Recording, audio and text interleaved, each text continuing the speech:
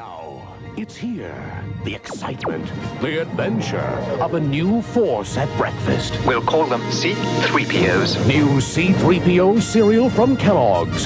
Twin rings, phase together. For 2 crunches in every double O. A delicious part of this nutritious breakfast. Now you can experience the taste of Kellogg's C-3POs. A crunchy new force at breakfast. May the Force be with you.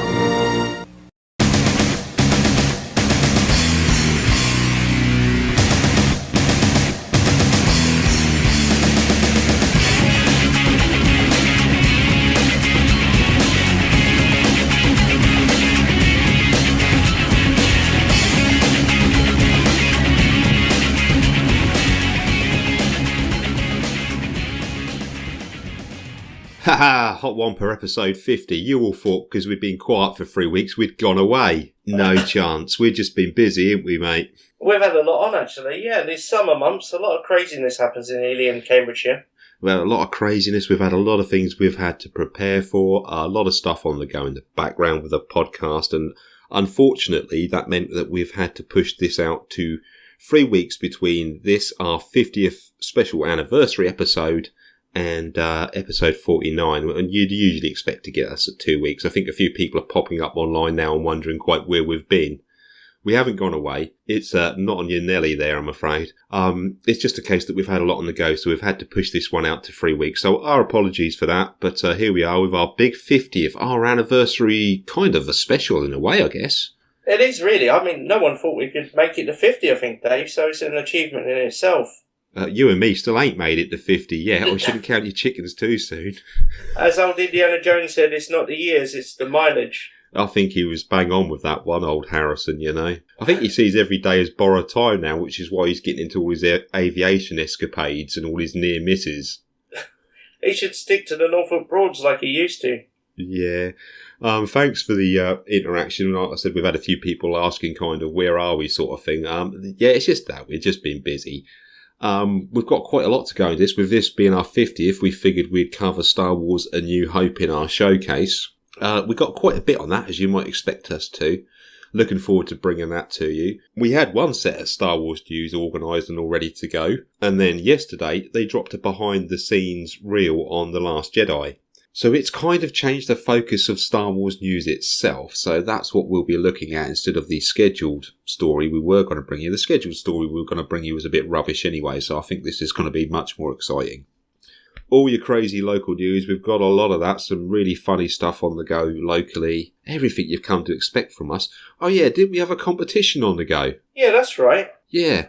Okay then, a couple of weeks back I attended Ely Cathedral Science Festival Science Prom in the evening.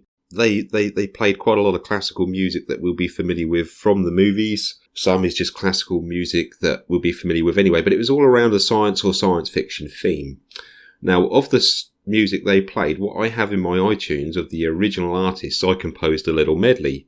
And we put it out there, and we put the call out to our listeners to identify as many pieces of different music as I put into that medley as they could do. The idea being the person that got identified the most would be the winner.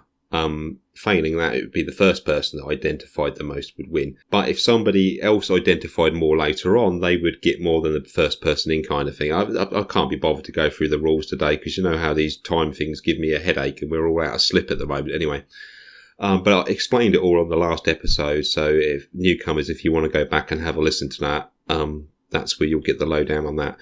We got a couple of entries on it, which isn't too bad. I mean, we'd hoped for more. I think we'd like to have had more people interacting with the show, but we'll take the 2 we've got because they are from a couple of Hot Wampa stalwarts, people that have supported us from day one, really, and we figured that these guys would pop in with an answer, didn't we? Yeah. And, one of them particularly, I mean, he's quite musically orientated, isn't he? The first one that came in was from Hot Wampa staple Stephen Waterhouse, and he attended the Silence Film Festival with you, didn't he, Mark? He did, yeah. And he's been a supporter of ours from the word go, and he come in with some pretty strong answers. He emailed us on the 2nd of July 2017 at 7:35pm, and he put down in no particular order, which doesn't help me, 2001 A Space Odyssey. Yeah, that's the film where the music's used, but it's not what the music's called. Interstellar, No Time for Caution. That's bang on, Stephen. I didn't think anyone was going to get that. I thought that would be obscure enough for people not to get it. But I don't know, when I listened back to 49, I thought, well, hang on, I gave some heavy clues in this anyway. Yeah. Interstellar did feature at that problem, didn't it? Yeah, that was a piece of music they played, No Time for Caution. Yeah. I don't think I actually gave that the title of the track away when we spoke about it in showcase local news in the last episode, but I think I identified the scene that it features in, and I think that was enough for people to then go and look it up. I didn't realise until I listened back to the last episode quite how many heavy clues I gave in this. So it was there for someone to win it, really. David Bowie's Space Oddity, yep, bang on. Star Wars main theme. I think we can accept that, but it's a little bit more specific in my answers, and there is a slight variation in all the Star Wars opening themes. Yeah. But I think that's close enough that we'd be being petty if we didn't accept that. Vader Imperial March. Yeah, well, technically it's called the Imperial March. Some people call it Darth Vader's theme, but I think that's good enough to accept that. That's from The Empire Strikes Back. Yep. Gustav Holst, Mars, from the Planet Suite. I didn't think that would necessarily be easily identifiable. That's not it. Stephen's got here no idea which movie. Gladiator. I don't think it's actually featured in any movie, but it was just a track they played on the night. Well, it was a big influence for John Williams in A New Hope, wasn't it, I believe? Yeah. So that was Stephen's answers. That's some good ones. Let's try and tally Stephen up. 2001 Space Odyssey. That's not what the piece of music's titled. What do you reckon, Mark? Bit of an adjudicator here. Can we accept that? I would give him half a point. I mean, you did ask for a specific name, didn't you? Yeah, I mean, that is the film that piece of music is featured in, but it's not the name of the piece of music. Interstellar, No Time for Caution, that's 1 point. That's bang on. David Bowie's Space Oddity, that's 1 point. That's bang on. Star Wars main theme, did we say we were going to give that? I think we should give that. Yeah, we'll give that. That's bang. Well, it's not bang on, but it's close enough to get a full point out of it. Vader Imperial March, I think that's close enough as well. Gustav Holst Mars, that's bang on. No idea which movie. Gladiator. I mean, I'm inclined to knock off 5 points just for saying Gladiator. Yeah, it's not really sci-fi, is it? No, we can't do that. So that's a 0. So let's tally up Stephen's score there. It's 1, 2, 3, 4, 5. That's 5.5 out of a possible 7. So that's certainly respectable, because I don't think any of those were that simple. But, as you said, there is another. There is another. Okay, Stephen, sorry, you're going to hate us here, mate. From this one came in, this is who you got to hate for this, Stephen. It's Dean Shepherd. He snuck in late like a ninja with some pretty strong answers. I'm sorry, mate. Came in from Dean on dated the 8th of July 2017 at 10:50pm. Dean wrote, Hot Wampa crew, apologies for being so quiet lately, but you successfully drew me back in with your soundtrack medley, and I have to say some were real head scratches. Well, that was the idea. I think some of them were quite easy. However, with a bit of perseverance, I think I may have nailed it. I think they went like this. Okay. His answers from Dean are track 1, Johann Strauss, also Sprach Zerfruster from 2001, A Space Odyssey. Mm-hmm. He's got the answer. Yeah. In terms of the composer, yeah? Yeah. And he's got the film. He hasn't got the track name. So I'm only going to award Dean half a point there as well. I think that's fair enough. Because I think that's probably as valid as Stephen's answer. Is this like a waltz, isn't it? It is a waltz, yes. Yeah. But it's not the name of it. No. He's got the specifics right about who composed and performed it, but it's not the name of it, and he's also got the film title there. Track 2, Gustav Holst, The Planet Suite, Mars. Although I can't pinpoint an exact film it was used for, probably many. Again, I don't think it was used in a film, it was just one of the tracks they played on the night, but it doesn't matter, Dean, because you've got that one bang on, that's a point. Track 3, Star Wars theme, John Williams from E.T. Then he's got, in brackets, just kidding. Yeah. My heart jumps a little. Yeah, I think that's as valid as a point. I think that's as valid as the answer Stephen gave in Star Wars theme, isn't it? Yeah, that's right. Again, Imperial March, Vader's theme, just as valid. Star Wars movies. Now, here's what Dean got, what Stephen didn't. Track 5, Duel of the Fates, John Williams, The Phantom Menace. Stephen, that's what you missed out on, mate. I was mentally cheering you across the line there. Dean snuck in like a crook there at the end and stole it. Stephen didn't get it. I know, I thought that would have been one of the more prominent ones, but I don't know whether it slipped his mind on his email or something, perhaps. I don't know. But yeah, Dean, you're bang on with that. It is the Duel of the Fates, John Williams from The Phantom Menace. Track 6, this was a toughie. I did have to look this one up. Well, there's no harm in doing any research, is there? No. You know, Hans Zimmer from Interstellar, No Time for Caution. Bang on there, more info than we needed, but worth a point. And finally, track 7, Space Oddity, David Bowie. So he's got that one as well. I look forward to receiving my speedboat. What do you think this is, Dean? Bullseye or something? Oh, no. You can't beat a bitter bully. Yeah. And of course, your 50th episode. So let's tally Dino up, shall we? Yep. Okay, that comes to me 6.5 points. Sorry, Stephen, he's pipped you by a point there. Dino, I hope you're a large, mate, because that's what size the T-shirt's going to be, and I have ordered them all on Friday. If you're not a large, blame Mark, because he said that you and Stephen were large. Well, I meant in some respects. I mean, icons of Ely kind of thing, you know. Well, I was asking you for sort of T-shirt sizes. Oh, right.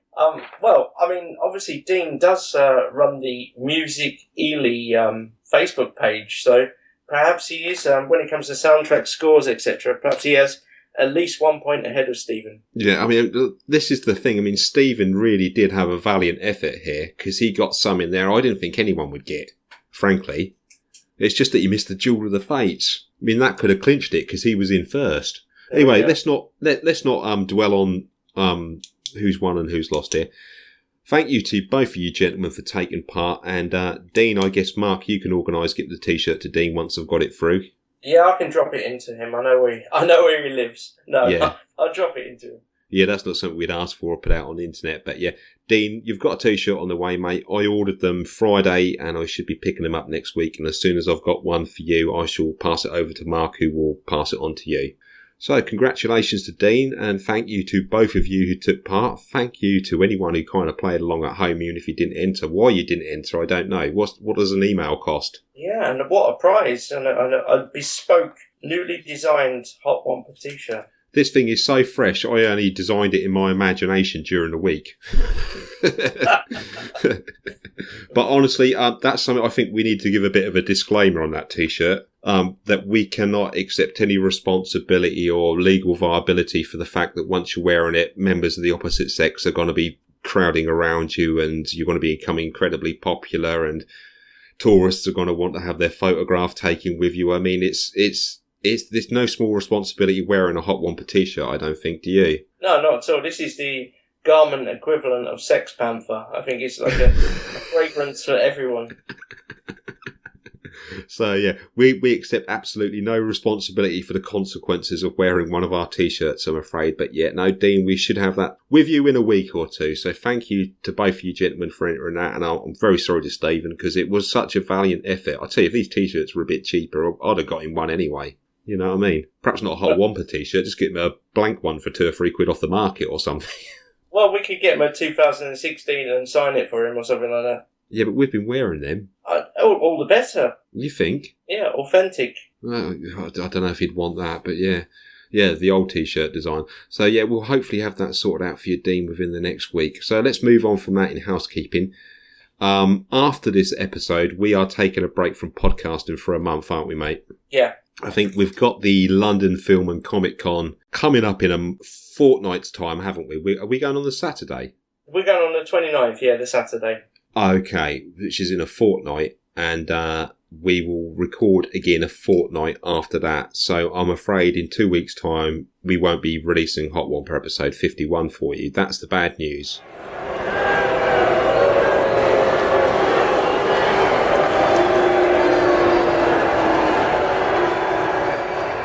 The good news is, yeah, we don't expect our listeners to go without during that period, do we? No, not at all. So considering it kind of ties in with this episode with Showcase being A New Hope, I have rewatched and recorded a commentary to Star Wars Episode 4 A New Hope, which is already with the Hot Wampa feed, and that will feed release on the weekend that we're actually at the London Film and Comic Con. So in a fortnight, or it'll be less than a fortnight by the time I've got this show published, that will be with you. So you've got something to tide you over, a podcast, an episode as such, before we come back in a month's time.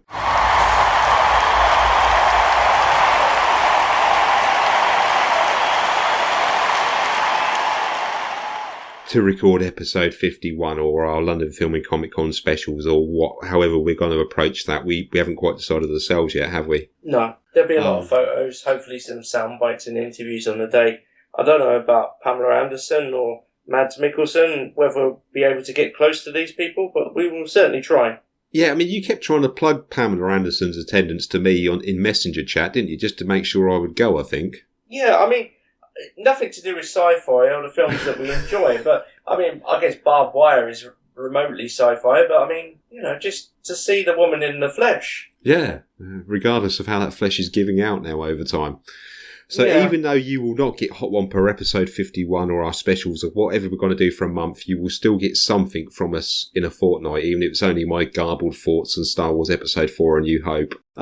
Commentary episodes, traditionally, when we've done them before, don't do so well in terms of popularity and downloads, but it seemed a convenient and quick thing to do as I was going to rewatch the DVD anyway with a mind to our showcase for this episode, just to record my thoughts whilst I was watching it. And I think what's interesting about that is there's lots of podcast commentaries out there on A New Hope. We're not the first to do it, but I think it's probably the only one that's out there post Rogue One. Oh, right. So we now know the broader story. And I think some of that kind of did come into my thoughts when I was doing my little bit of commentary, because it kind of informed me a little bit more.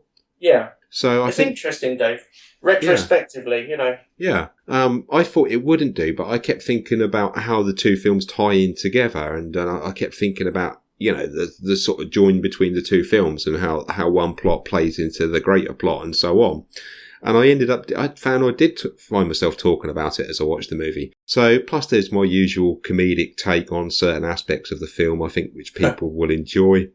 So like I said, you've got that to look forward to a fortnight after this one, or at the weekend whilst we're away in London. So you haven't got anything to miss out on too much.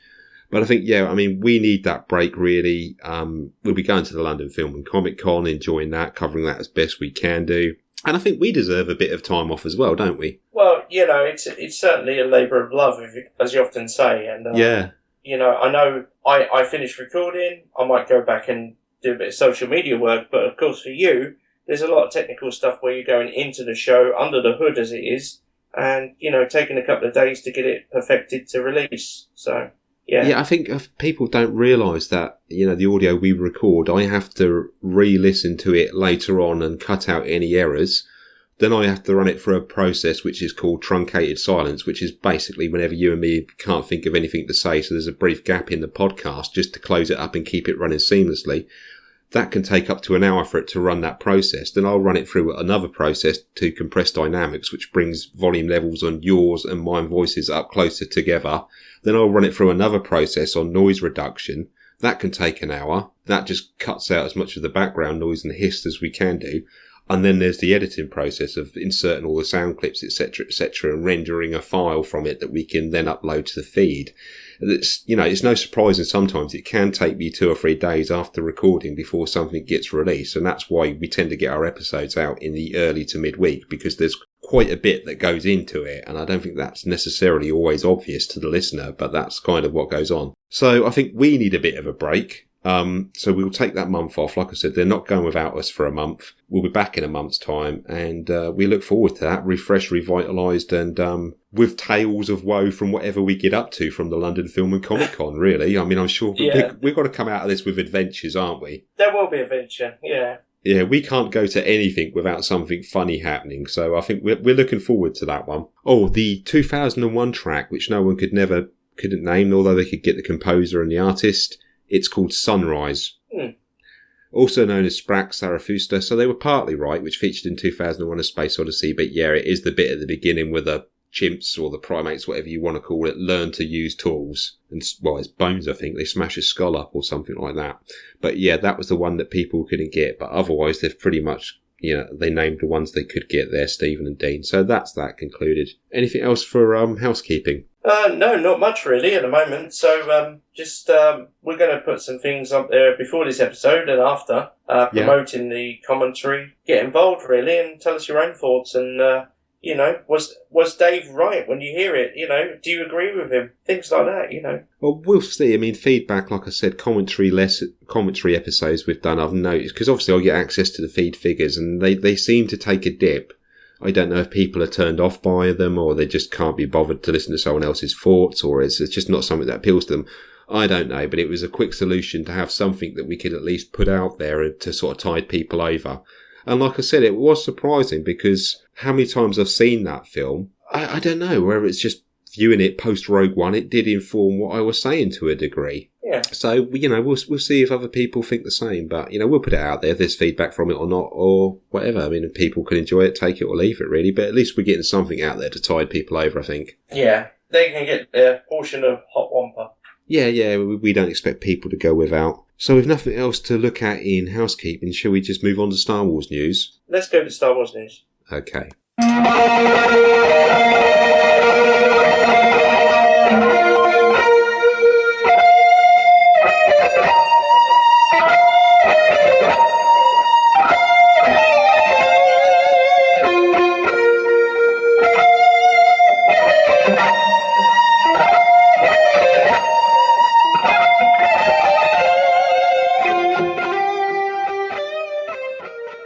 Right, as we previously discussed, we had another story to go on, but that was a bit of an old-fashioned story anyway. And yesterday as far as I'm aware from the timestamp on YouTube, so I might be wrong there and open to correction, a 2-minute mini featurette focusing on the behind-the-scenes of the filming of The Last Jedi was released. Now, I've got the audio to this. I'm not going to insert it here, but I think we can stick the audio in perhaps at the end of the podcast to close the show so people can have a listen then. And that'll force people to listen to the show then as well. Like I said, it runs at 2 minutes and 50 seconds long, and it opens with narrative dialogue from Anthony Daniels and closes with Akbar with the Last Jedi clapperboard shouting, "It's a wrap." Brilliant.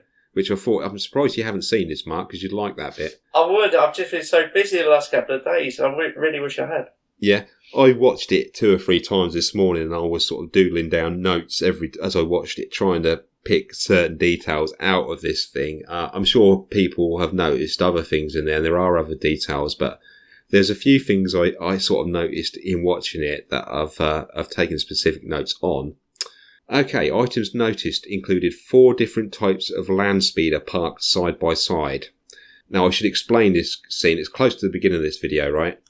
And they're sort of next to each other as if they're in parking bays, but they're not in parking bays. They're on like a sort of a grassy plains or wilderness type environment. So it looks like to me it's like a scene from the film, and you can see the sun up and stuff. So there's 4 different types of land speeder. Then what I say that is I can't identify them, but there's 4 that are different to each other. So you've got that to look forward to. One of them looks a bit like a speeder bike, actually. Oh, right.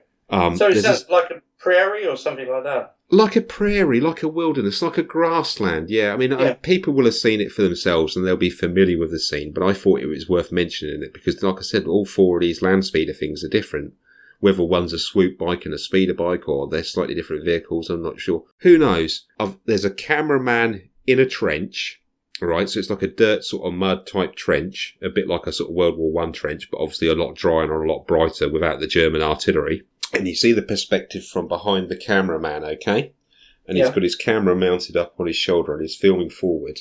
And all of a sudden, over the top of the trench, coming down and landing on the cameraman, he's splattered by a load of red debris. Mm. Now, when I say red debris, I mean like almost like you'd think like turf divots and dust. Some of it's as fine as dust.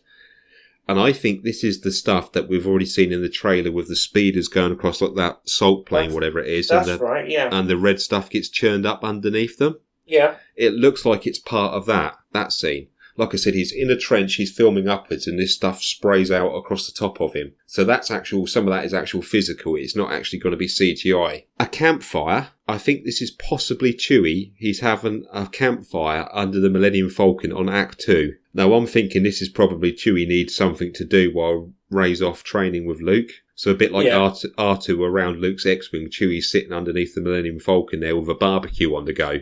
Well, Chewie's an old boy, isn't he? You know, obviously had a great loss in the previous film. So, you know, perhaps he's just pondering, looking into the flames. Yeah, he's got a few spuds on the go in there. A couple of sausages sizzling away. Luke actually taking his lightsaber from Rey. At the end of The Force Awakens, we saw Rey present Luke with his lightsaber, sort of outstretched arm towards him, didn't we? Yeah. We actually see Luke hesitantly taking the lightsaber out of her hand. This is pre-visual effects. It's not like a trailer shot, so you can see all the green dots that they've put onto Mark Hamill's wrist and on his knuckles and stuff, which I guess they're going to fill in or motion track later with his robotic hand. Yeah. But it's that scene. So we've got Luke actually take the side. A couple of First Order stormtroopers armed with some kind of melee weapon, which is quite cool because they're kind of showing the props in development. It looks like a workshop. They're kind of like a pickaxe thing that opens up. The forks at the end of it sort of open up. And it shows you a couple of First Order stormtroopers sort of doing drills or what have you with these two sort of pickaxe type melee weapons. This looks a bit like a...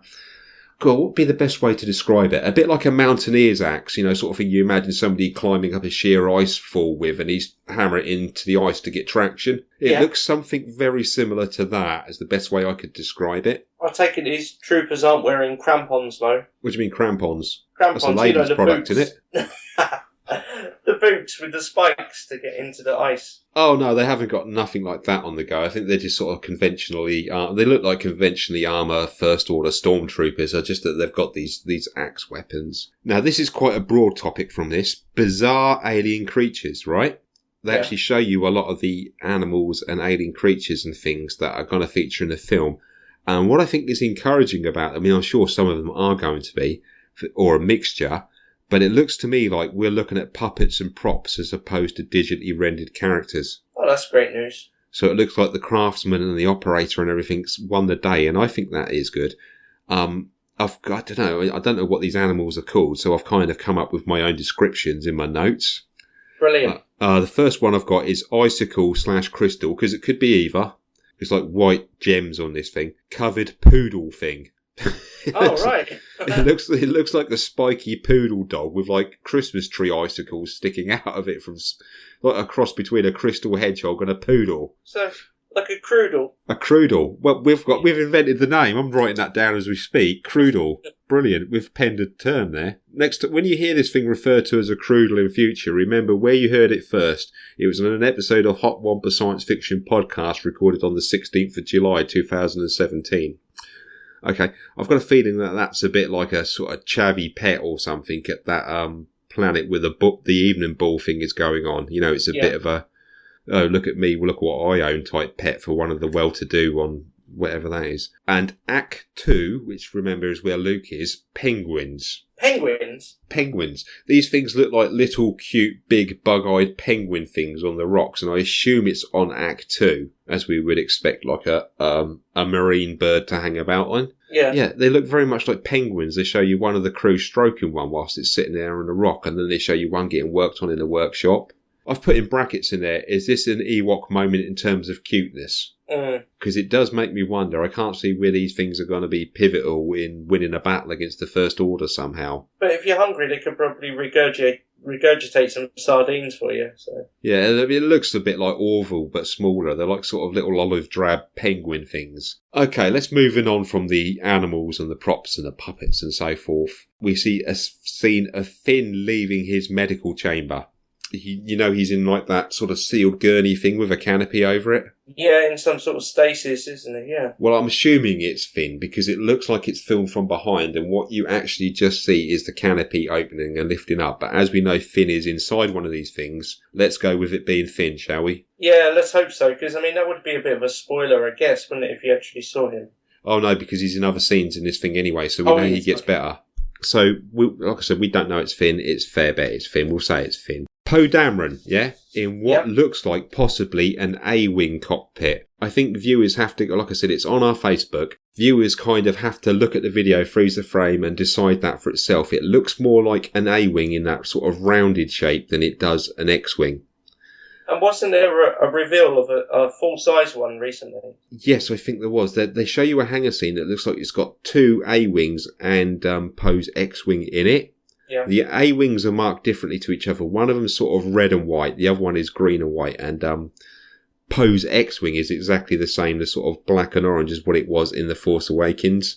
But it looks very much like Poe Dameron. I mean, it might be his X-wing canopy. I don't know. But it looks to me, possibly because of the roundness of the shape of the canopy, that it's more likely to be an A-wing that he's sitting in. I've got in brackets here, we've already seen his X-wing get blown up.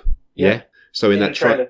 Yep, so in that trailer, when he's running to it, he's got his helmet under his arm. BB-8's trying to keep up with him because he's his astromech, and he pauses, doesn't he, as he's running, as his X-Wing gets blown to bits. Yeah. I'm wondering if his X-Wing getting blown to bits, that he just goes and jumps in the nearest ride, and that's an A-Wing. Would that facilitate BB-8 as well? I don't think, well, in Return of the Jedi, we didn't see them having an astromech droid plugged into them somewhere, but who knows? I mean, they might be redesigned to have a socket somewhere on there. I mean, throughout the prequel trilogies, we saw all sorts of starfighters that could accommodate droids plugged into them, didn't we? Yeah, and it could be a ball socket for BB-8, couldn't it? Just pop him in. Could be, yeah.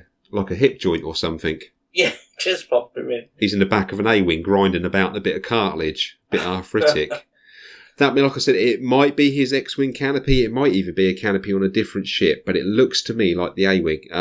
If other people have more information on that, please correct me. I'm not saying that it is. But as we've already seen his X-Wing get blown up, it kind of would fit, wouldn't it? Yeah, it would, yeah. He needs a vehicle to get out. Yeah, quite like the TIE fighter in the Force Awakens. He was happy to get in that, wasn't he? Exactly. So he likes to take things for a bit of a joyride anyway, as we well know. Captain Phasma, I've got in brackets here, Chrome Barbie.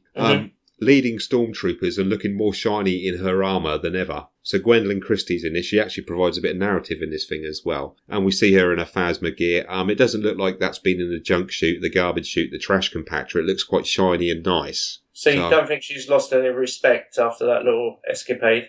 She should do, shouldn't she? Yeah, I think so. The lads would be laughing behind her back, I think. But no, it looks like she's got the brasso around the old armour, or she's got a new set, and she's looking all shiny and chromy again. So she's obviously quite prominent, and perhaps she's out for a bit of vengeance in this film. Who knows? Well, we know she's got some kind of spear in this as well, right? So maybe this next bit I'm about to describe, right? I'm going to have to go on a bit of a tangent here as we build the facts up. Okay. Yeah. In the trailer, we saw X-Wings and TIE fighters dogfighting around what looked very much like the Nebulon B or medical frigates from the original trilogy. Yeah. But several of them, that sort of profile and shape with a sort of keel underneath it. Thanks to leaks at LEGO, we know that those are actually smaller ships and they are resistance bombers. Also thanks to leaks at LEGO, we know that at the bottom of one of those keels hanging off that is a ball turret, like a gun turret with a guy sitting in it. Right. If you think a bit like the old ball turret underneath an old B-17 or something like that. But or with B-52? Yeah. With a resistance guy sitting there operating the guns. Yeah. The next scene is that piece being filmed. So you can see a guy in there in like a flight suit and the turret's sort of gimbling about and the barrels of the guns are going in and out, I suppose, as they're supposed to fire. So we've got that. So that's what that I think is. It's the ball turret and gunner of a resistance bomber. Again, the time will tell, and I stand to be corrected, but I don't think I will be. There's scenes shown as well which show the film crew, including Rian Johnson, in what looks like a subterranean or cave, yeah? And the cave, it's well lit, so it's not like a dark cave. There's a bit of greenery and moss and stuff in there like you would expect in a damp environment. And they're actually up to the waist in water, okay? Mm. So I've got here scenes filmed in water. It just shows you Rian Johnson and like boom operators and camera operators and that kind of people around him actually up to the waist in water. I've got in brackets there, Act 2 possible underwater cave scene. Yeah. You know, a bit like Luke got sent into the tree by Yoda. Is Luke in turn going to send Rey into this cave to face the same sort of test? We know there's make sense, yeah. A big sea monster thing we talked about in the last episode that features in this film. Is that perhaps a sentient Dark Force user or an intermediate Force user? And she has to confront that. Who knows? That's what I'm thinking. Again, we stand to be corrected. Also, I've already discussed this, mini puppet and animatronics aliens. Finn. We see him in another scene. He's criticising Rian Johnson because Rian Johnson does a really poor Wookiee impression. But they also show you Finn inside an elevator. There's a lot of elevators in Star Wars. With the doors closing in front of you, and he's wearing the uniform of a First Order officer. So another infiltration? Probably. It would appear so. So, like I said, the fact that he obviously recovers in the medical gurney is no surprise because we see him up and about here and the door closing on him and he's dressed as a First Order officer. The name of the Oriental lady who also features in this film, which frankly escapes me off the top of my head at the moment. What's the name? Yeah, she's an engineer, isn't she, in this? Yeah. But they say that she's got a sort of key role to play. Yeah, I don't remember her name myself off the top of my She head. stood next to Finn as this elevator door is closing on him, and she is also dressed as a First Order officer. Mm. So it would seem that she's Finn's counterpart in this infiltration in whatever he's doing, whether she's a local girl or whether she's someone the Resistance assigns to him, or quite how that works out, I don't know. I think she's there for comic relief as well. Is she? Yeah. Possibly. And my final note on it is dialogue near the end from the late, great Carrie Fisher quoting Star Wars as a family. Oh. So it's a very sweet little featurette. Like I said, it's only 2 minutes and 50 seconds long, but I think it was lovely that they got a little bit in there from Carrie right near the end.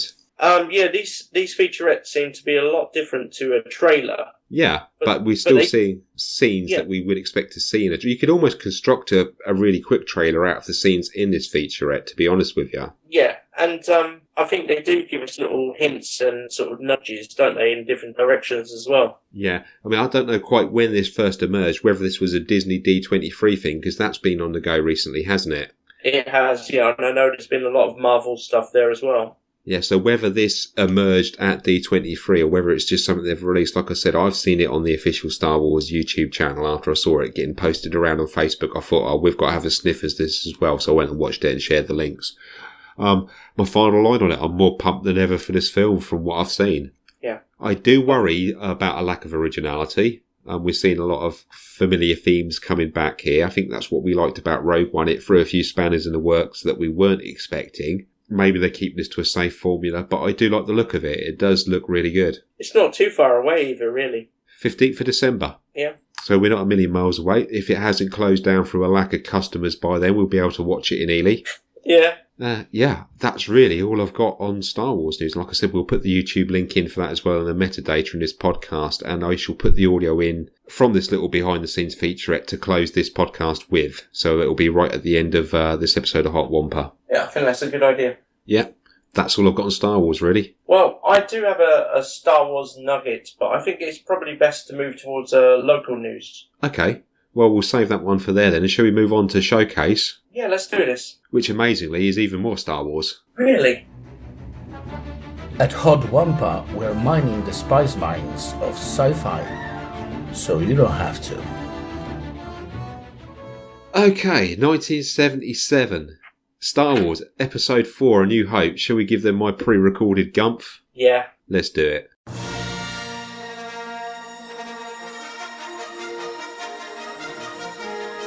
Right then, we know you're all familiar with the structure and storyline to Star Wars Episode 4 A New Hope, but as we do a plot read-through for every Showcase subject, we're not going to make an exception in this case. Those that are familiar with this, you just have to bear with me. Those few of you on the planet that live in a cave and have never seen Star Wars might find this read-through useful. In addition to that, a slightly larger minority of people who go through life considering themselves way too cool for Star Wars and believe Star Wars is a social taboo, you might find this informal as well. Star Wars, later retitled Star Wars Episode 4 A New Hope, is a 1977 American epic space opera film written and directed by George Lucas. The first instalment in the Star Wars film series, it stars Mark Hamill, Harrison Ford, Carrie Fisher, Peter Cushing and Alec Guinness. David Prowse, James Earl Jones, Anthony Daniels, Kenny Baker and Peter Mayhew co-star in supporting roles.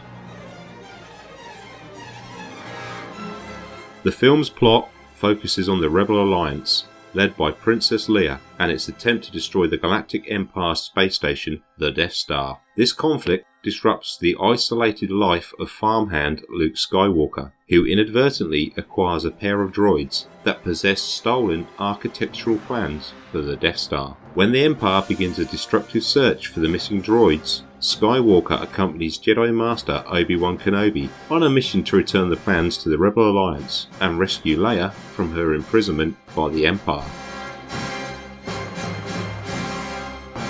Star Wars was released theatrically in the United States on May the 25th, 1977. It earned $461 million in the United States and $314 million overseas, totaling $775 million. It surpassed Jaws to become the highest grossing film of all time, until the release of E.T. the Extraterrestrial in 1982. When adjusted for inflation, Star Wars is the second highest grossing film in North America and the third highest grossing film in the world. It received 10 Academy Award nominations, including Best Picture, winning 7 of them. It was among the first films to be selected as part of the US Library of Congress National Film Registry as being culturally, historically, or aesthetically significant. At the time, it was the most recent film on the registry and the only one chosen from the 1970s. Its soundtrack was added to the US National Recording Registry in 2004.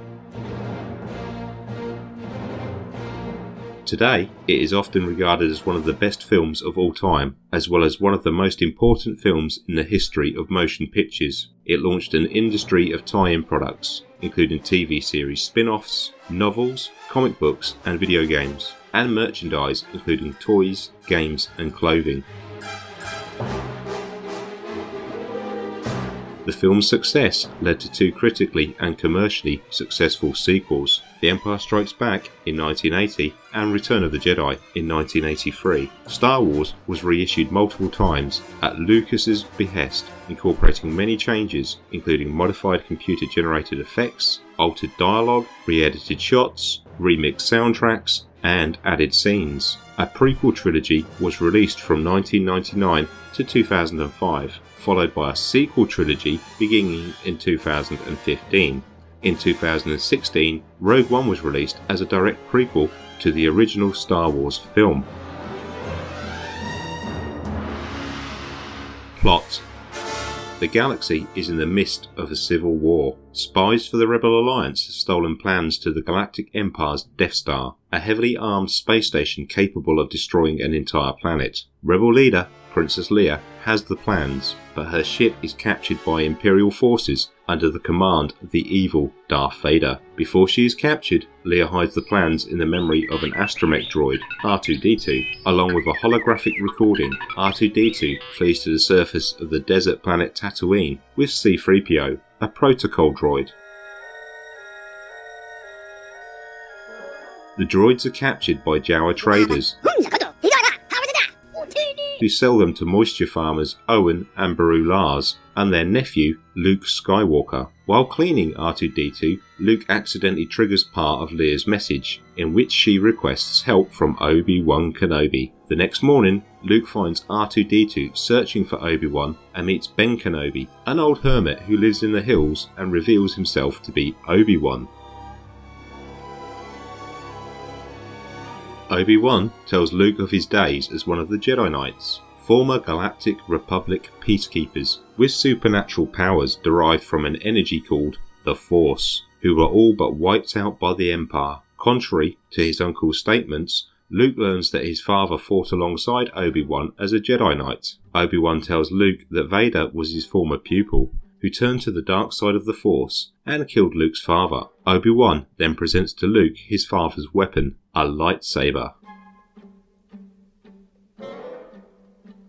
Obi-Wan views Leia's complete message, in which she begs him to take the Death Star plans to her home planet of Alderaan and give them to her father for analysis. Obi-Wan invites Luke to accompany him to Alderaan and learn the ways of the Force. Luke declines, but changes his mind after discovering that Imperial stormtroopers searching for C-3PO and R2-D2 have destroyed his home and killed his aunt and uncle.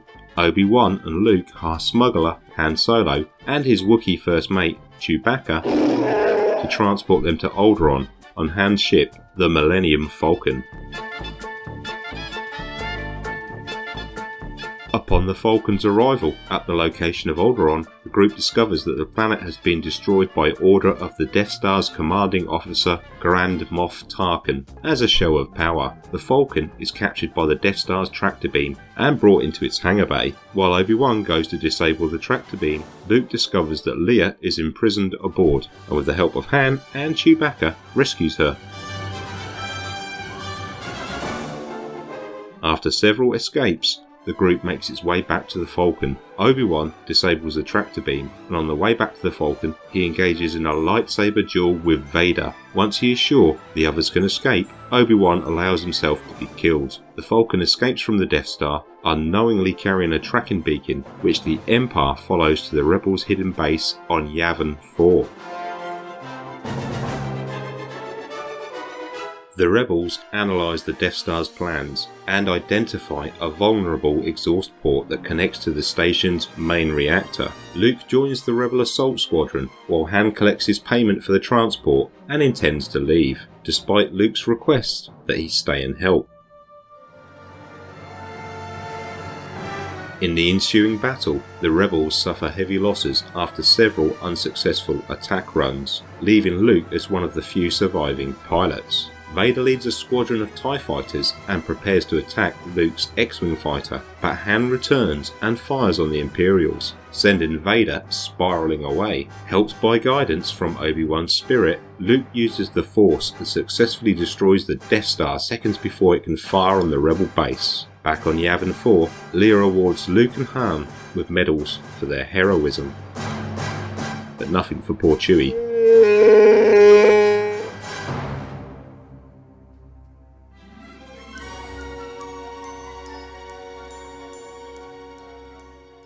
A New Hope.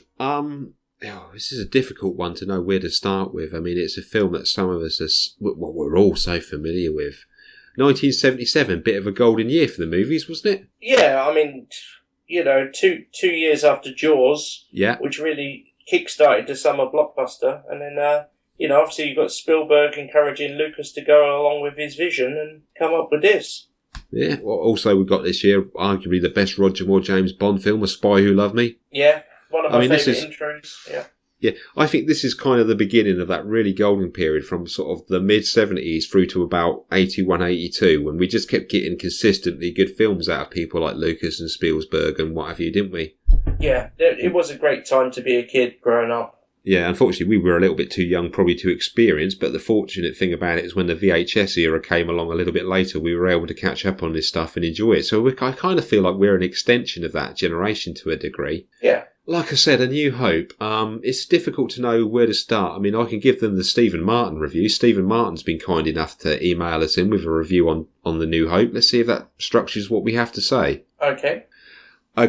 This came in from Stephen Martin on the 11th of July. It came in via our email.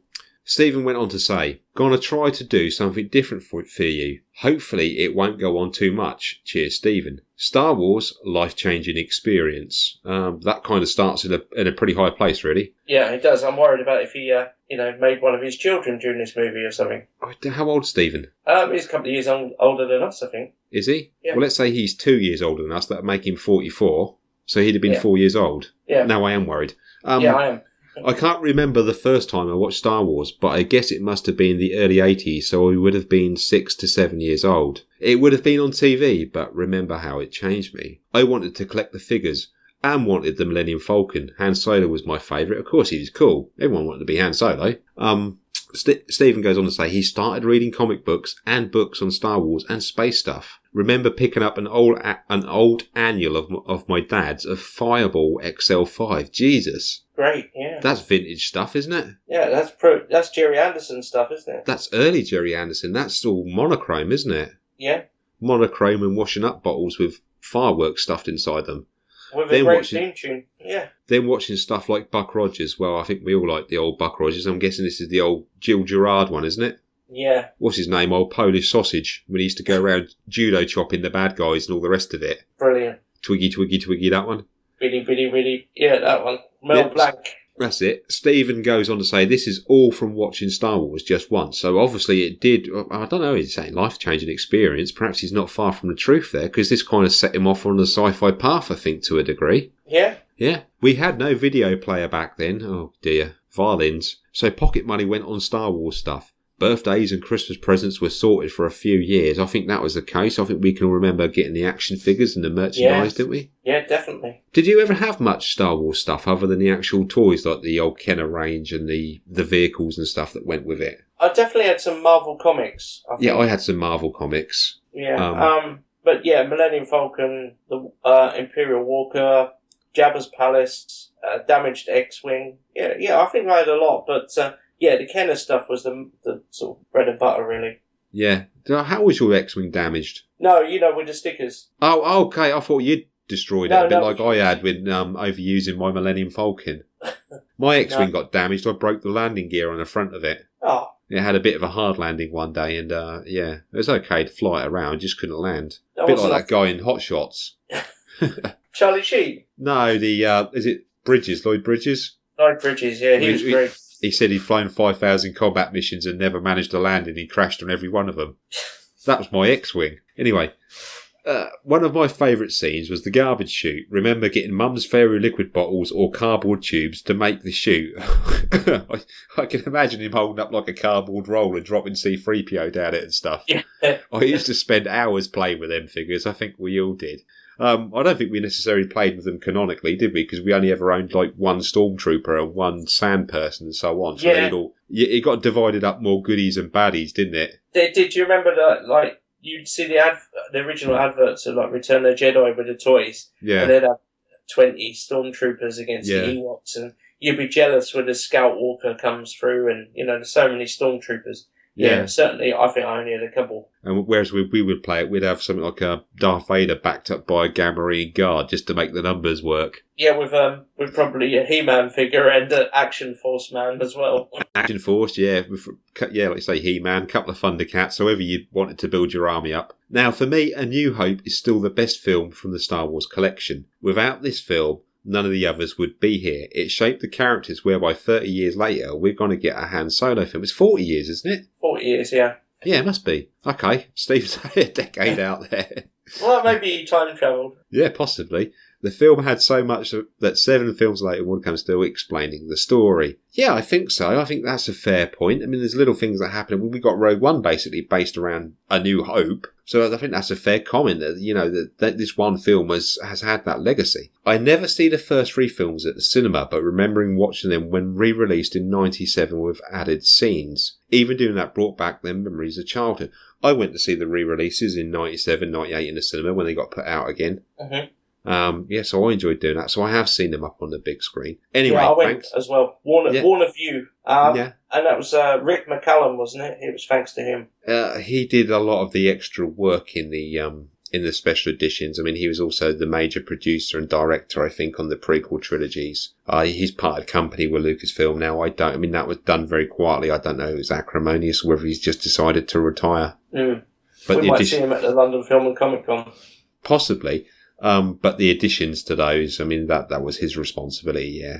Anyway, thanks for taking the time to read. Well, thanks for taking the time to email us, Stephen Martin. That was quite a good little review there, and I think it of tied into his childhood experience of the film, don't you? Yeah, it's really personal as well, wasn't it? Yeah. What about for you, Mark? A New Hope. Where does it kind of fit in shaping it? I mean, you are a fan of film, and this obviously has to fit somewhere in that sort of genre and in your opinions. Is this a key one for you?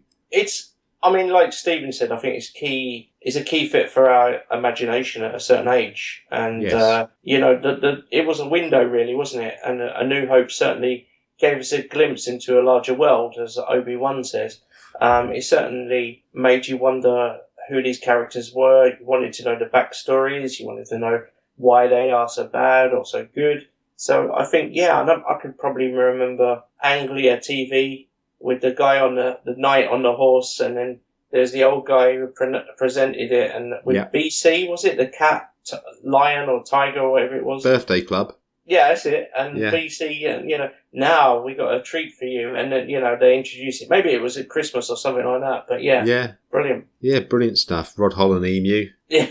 That was strange how he passed away, wasn't it? He was up on the roof, wasn't he? Yeah, that's what they say. I think Emu had a hand in it. Oh, yeah. Well, they always got a good reception. Yeah. Moving on from those terrible jokes about the deceased, anyway. This film is groundbreaking, isn't it? It is groundbreaking in the way that George Lucas retrofitted a universe, in a way. And I think the way he said, in a galaxy, a long time ago in a galaxy far, far away, that blew your mind immediately, didn't it? You think, well, obviously this is the future. Well, no, it's not. It's a long time ago.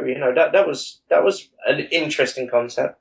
Well, it's still scientifically viable. Yeah. There could have been advanced civilizations, but there were advanced civilizations in the past on this planet, Aztecs, Incas, what have you. Why couldn't there have been ones out there if the possibility of alien life exists at all? I think you're right. The special effects in this were groundbreaking to start with. Phil Tippett's work and the model making and like the Death Star surface and the trench runs and stuff. I mean, they must have cannibalized thousands of model kits I think it was mostly battleships they used to build all this stuff up, the set works and the speeder, the land speeder, etc., etc. I talk a bit about the special effects used on that in my film commentary. That was good enough. That was probably well ahead of its time. The lightsabers, etc., etc., the set dressings. But I think also something that you've hit the nail on the head, it's a believable universe. Not just that the characters are believable, it's not overly geeky. Things look worn, things look beaten up, things look simple. If a machine worked for 30, 40 years in a Tatooine sun, it would look knackered out, it wouldn't look pristine and clean. I think possibly this is one of the things the prequels missed out on a little bit. It looked a little bit too chromy and shiny in the prequels. Yeah, I think so. But this universe, it really did feel like it could possibly exist, didn't it? Yeah. A bit of a departure from what we'd seen from science fiction up to this point, where things like Doctor Who and the inside of the TARDIS had been clinically clean and stuff, very bold or bright colours, very simple garments, a very sterile, futuristic environment so far that we'd seen in science fiction up to this point. Now, all of a sudden, Lucas gave us a rusty, crusty old world and it looked better for it. Absolutely, yeah. And I think when we think about A New Hope, it was parodied, copied, whatever, for many years after. And nobody got close to the level of special effects, to the sort of, the effects of the spacecraft, the Death Star, things like that. It just blew your mind at the time. And probably when we saw it on VHS or whatever, still people were behind, It took years for people to get anywhere near this. Yeah, I mean, we didn't see special effects at the same level, basically, until The Empire Strikes Back came out, did we? No, that's right. So they kept a consistent quality between the original trilogy. I mean, all three of those films were critically acclaimed. I mean, we have to overlook the Ewoks a little bit, but obviously they have their part in it. Well, it'd be easy for you to overlook an Ewok, I think, Dave. You wait till you see these penguins that are going to be in The Last Jedi, mate.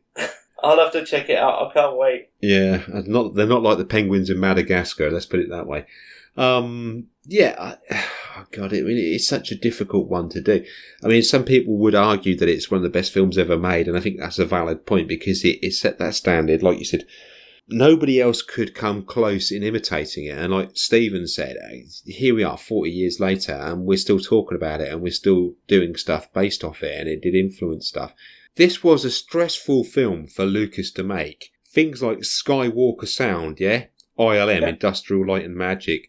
These are all staple companies now, and a lot of these days, whenever you watch a blockbuster, these names will scroll by in the credits for working on either visual effects or sound work on the movies.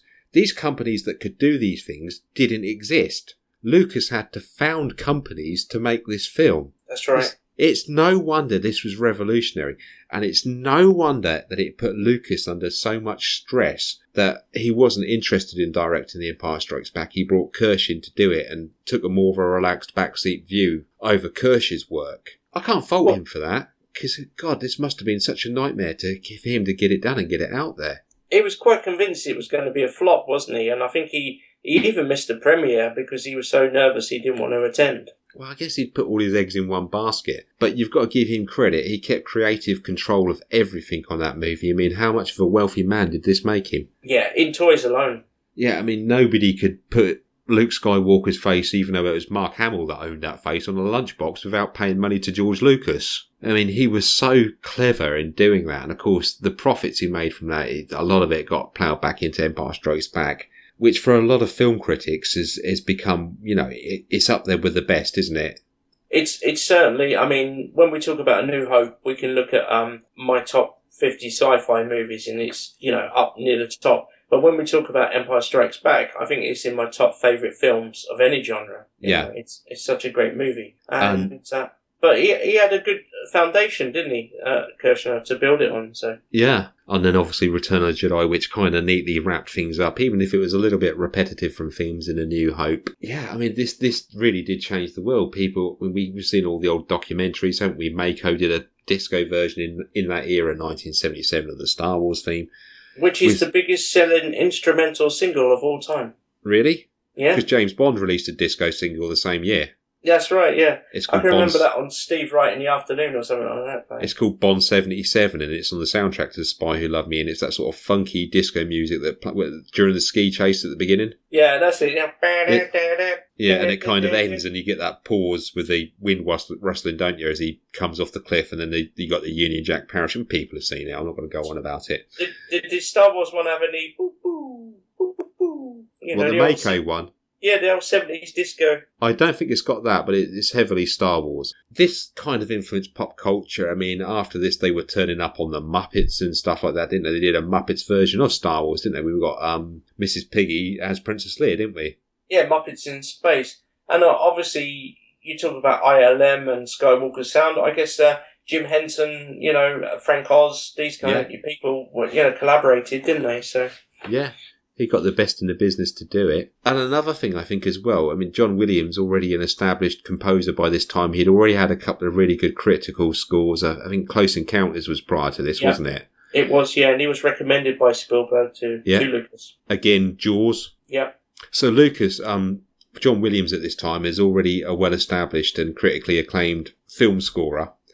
And I think what John Williams did with Star Wars is he took a good film and made a great film.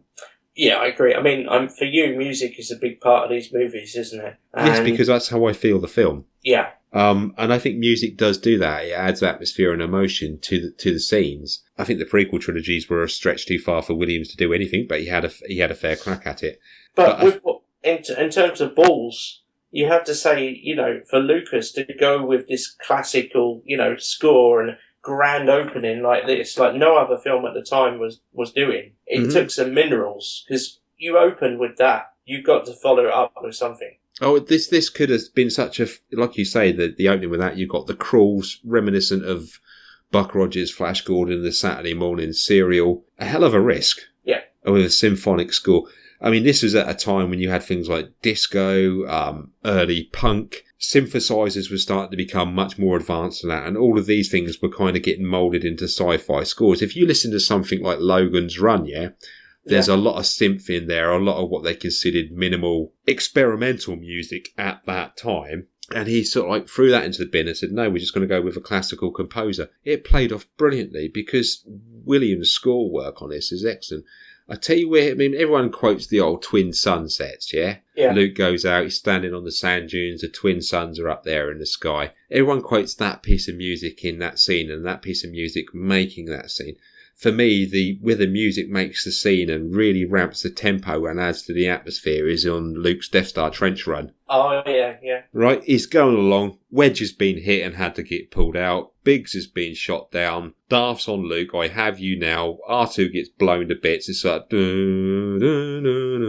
it's sort of that really ramps up in the tempo and the feel of the music at that stage, and it's really atmospheric. And that's where I emotionally get excited, because I'm sort of gripping my armchair and I'm with Luke going down there. And I know he's going to pull it off. I know he's not going to worry about his smartphone app so he can target the main reactor.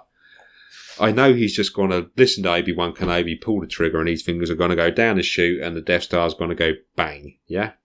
Yeah. But despite the fact, I think that score work and the camera work, we actually get to see Luke's face in the cockpit and it's moving from side to side and back to forth. There's still tension there. It works every time.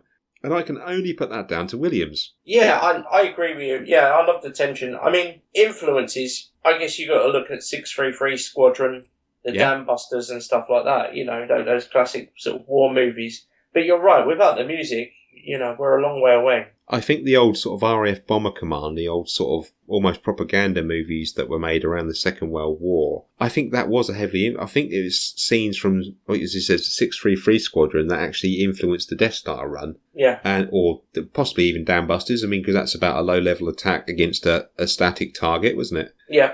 And I believe that he actually put footage in the demonstration reels to take to the board of Fox at the time from those movies. Because obviously the visual effects, the trench scenes and that hadn't been done, and he didn't work from storyboard, so he had like Williams' basic score intercut with scenes from like 633 Squadron panning back to Luke Skywalker. So instead of a X-Wing going down the trench, you've got the de Havilland Mosquito going through the Welsh Hills or whatever it was in 633 Squadron. So, I mean, that must be mental. I wonder where that film is. I bet it's been destroyed now. Yeah, it must be out there somewhere. I guess it's in his private collection. Yeah, and obviously once he got that approved, I guess he got the funding to actually go ahead with the visual effects work and start to build all that, because obviously that would be an expensive enterprise. Yeah. It's expensive today, done digitally. It would have been incredibly expensive back then when they've actually got to build the Death Star up out of plastic on a studio floor somewhere and then build up all the camera dollies. You think that had to go along with the motion across the Death Star trench, a guy actually riding a camera and filming sort of explosions going across the surface. I can remember videos of that, Dave. I'm sure you've got them or seen them, but yeah, yes. Like in a dark room with just this huge model of the Death Star, the camera going over the top. Can you imagine how much effort and detail was built into that and how long that must have taken them to do? I mean, that must have been quite a cost. Yeah. So you can understand why he took it to the Fox board in the way that he did, because otherwise you're going to outlay a fortune for those scenes where the film hasn't even been approved. It's no wonder the poor guy got stressed out by this. The Death Star, I mean, I do enjoy the 1997 explosion more than the original. Well, the original one, it just goes bang, doesn't it? I think in the 97 one, it's got like a vertical ring that expands out from it? Yeah. Yeah. And the original reminds me of the end of Buck Rogers, when you've got the sparkly bits floating out into space kind of thing. I mean, this is the late 70s. You must have been able to get a Death Star disco ball, surely. You perhaps still can. Well, this was a winner of 6 Oscars, this film. Yeah. And I believe it was the first science fiction film to win an Oscar. Okay. 50 other nominations, 50 nominations, 28 other nominations. It's the shortest of the original 6 films. Uh-huh. What did we say? 25th of May, 1977. On IMDb, it's got 8.7. Right. So, I thought it'd be higher, but... Don't know, I guess it depends on what critics are marking it up, isn't it? Yeah, we'll come to that later. $11 million budget. Yeah. What's that adjusted in for inflation? Well, I'm not sure, but I know in America alone it grossed $460 million, nearly $461 million. Blimey. So, then worldwide, then merchandise. Yeah, he was on the winner. You're talking $1.5 billion, probably more. Yeah, easily. Yeah, I mean, it's shaped future. I mean, knock on references, even Ronald Reagan had a space program that he named after it. Yeah. I mean, where do you want to go with it? I mean, it's a bit of a broad thing to talk about. I guess we can talk about some of the obscure things we know about it. Well, have you got any interesting facts? Because, I mean, this is something I tried to comb and find, because everybody knows this film so well. It's really tough to come up with something different. Oh, I think you referred to it earlier as being a bit like pointless. Yeah. Only really the odd bits and pieces off the top of my head. I know that Kenny Baker inside the R2 dome when they were filming in Tunisia, what they actually did inside the dome, just so he's got something to look at, and scenes when he's just basically stood there for hours in a Tatooine sun, was they got a load of girly mags, and they cut the centerfolds out and they taped them inside R2-D2. No wonder he made all those noises. No wonder he's shaking about from side to side.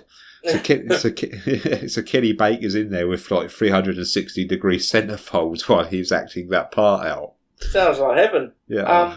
Kenny Baker also said that often the cast and crew broke for lunch. They would forget that he was in the R2-D2 outfit and leave him behind, the poor bugger. So he just sat there with Miss Playmate, I don't know, 1976 in his R2 out in the blazing Tunisian sun. Yeah. Oh, a little quiet time. You're going to have... No wonder they had to fit him with a restraining bolt. They don't make men like that anymore, do they? They don't. Well, the greater crate dragon skeleton, because that was when C-3PO is walking alone, you see the huge dragon, don't you, on a sand dune? Yeah. Apparently they left it there, the actual skeleton. And when they went back to film Attack of the Clones, the skeleton is still there and still available if you want to go and see it. Yeah, I think a lot of that sets. I think the Lars homestead is still there as well. Yeah. I mean, obviously without the moisture vaporators. That was one thing I noted when I did my commentary. If you take that, I mean, they were obviously ancient, well, not ancient possibly, but they were a local domed building that already existed there in Tunisia, right? Yeah. A local dwelling as such. So, and that does, what they look at, I mean, it's a dome, it's a bit ethereal, it's a little bit otherworldly, but it's not too much of a stretch to imagine people here living there, which is the case. But I noticed you get a few Tupperware plastic boxes kicking around the place and some moisture vaporators and all of a sudden, they, despite the fact that those are things that are normal to us to a degree, you put that in that setting and obviously it does look otherworldly, it looks alien. Yeah. It's just a very clever use of sets and environments. They're still there, aren't they? Already standing, or? The domes are still there. I don't think the vaporators and the Tupperware are still kicking around the place. Mm. But those domes are there. You can visit them on tours, I believe. Luke's aunt and uncle. Yeah. Baru and Owen Lars. Yeah, they were intended to be dwarves. That's what Lucas originally intended, and apparently he came back to it later with Willow. Okay. So, poor old Luke, coming home to his dwarf family. Yeah, but that wouldn't work, would it, with Owen Lars? Because he's quite a gruff character, isn't he? Better than I think he works well, yeah. Droids working in the mid-range by midday, or they'll be hell to pay and all the rest of it. And he seems like quite a gritty, hard-working, no-nonsense moisture farmer type character, doesn't he? He does, played by Phil Brown. Yeah. He was also in Bonanza, so, you've got this sort of gruff cowboy-esque guy. And he was also a politician in Superman the Motion Picture. Right. I bet he was a Republican. Probably. So he fits this bill. I mean, would that character... You couldn't imagine a dwarf doing that, could you? No. No, it kind of wouldn't work, would it? No, that's right. But in Phantom Menace, wasn't one of Anakin's sort of local neighbours a dwarf woman? Possibly, yeah. Is it the one that's at the stall that says "Storm coming, Annie"? That's right, yeah. You better rush home, that one. Yeah, yeah. Yeah, I think she's possibly a dwarf. I don't know because she's sitting down in that scene, so it's a job to kind of see her. Yeah, I mean, obviously there are smaller people that appear in this film, like the Jawas and stuff. That's something else I commented on in my commentary. That for them guys trundling around in the Tunisian sun in them capes and that, I mean, some of them people must have been roasting, mustn't they? Yeah, it must have been quite smelly as well. I mean, you imagine them taking the dome off R2, and that must be like a pressure cooker inside there. But I imagine there was condensation running down the inside of it and all sorts. Yeah, he could have drowned in his own sweat, I guess. And other fluids. Yeah, I mean, like I said, they don't make men like this anymore, really. Well, what else have we got? Sorry, mate, I'm just coming across. I've got loads of facts here. This was the first film to be dubbed into Navajo. Really? Mm-hmm. Well, nobody's going to have that one. No, so there's a new... it was something to do with one of the producers had learned Navajo fluently, and he suggested doing that for the sort of Native Americans. Yeah. And, I mean, this might be obvious to some people, but to me, I mean, we always look at films, and we talked about the body count on many films, and the body count in this one is over 2 billion. Population of Alderaan. Yeah. The Death Star crew. Yeah. Yeah, and everyone else that's killed in between. And what was it? The infamous scene with Han shoots Greedo, Greedo shoots Han, however you want to look at it. Yeah, apparently that wasn't George Lucas' fault. It was, is it the MPAA or something in the United States? And they wanted to change it so that, it looked like he was a victim and he was responding. So. Right. It's funny, though, because when you look at that, I mean, I studied it close on my commentary, and it looks like they fire at exactly the same time. Yeah. But for some reason, Greedo's shooting the wall above Han, and Han just shoots him straight in the guts. Maybe Greedo had just seen some kind of alien bug on the wall. Do you think that's what it was? He weren't even going to draw on Han. He just seen some wasp or something, and he doesn't like them. So he's thought, I'll blast that to bits, and Han goes and shoots him for it. Yeah, wasp killed my cousin, and Han shot him. Sorry about the mess. All he needed was a can. All he needed was a can of Raid.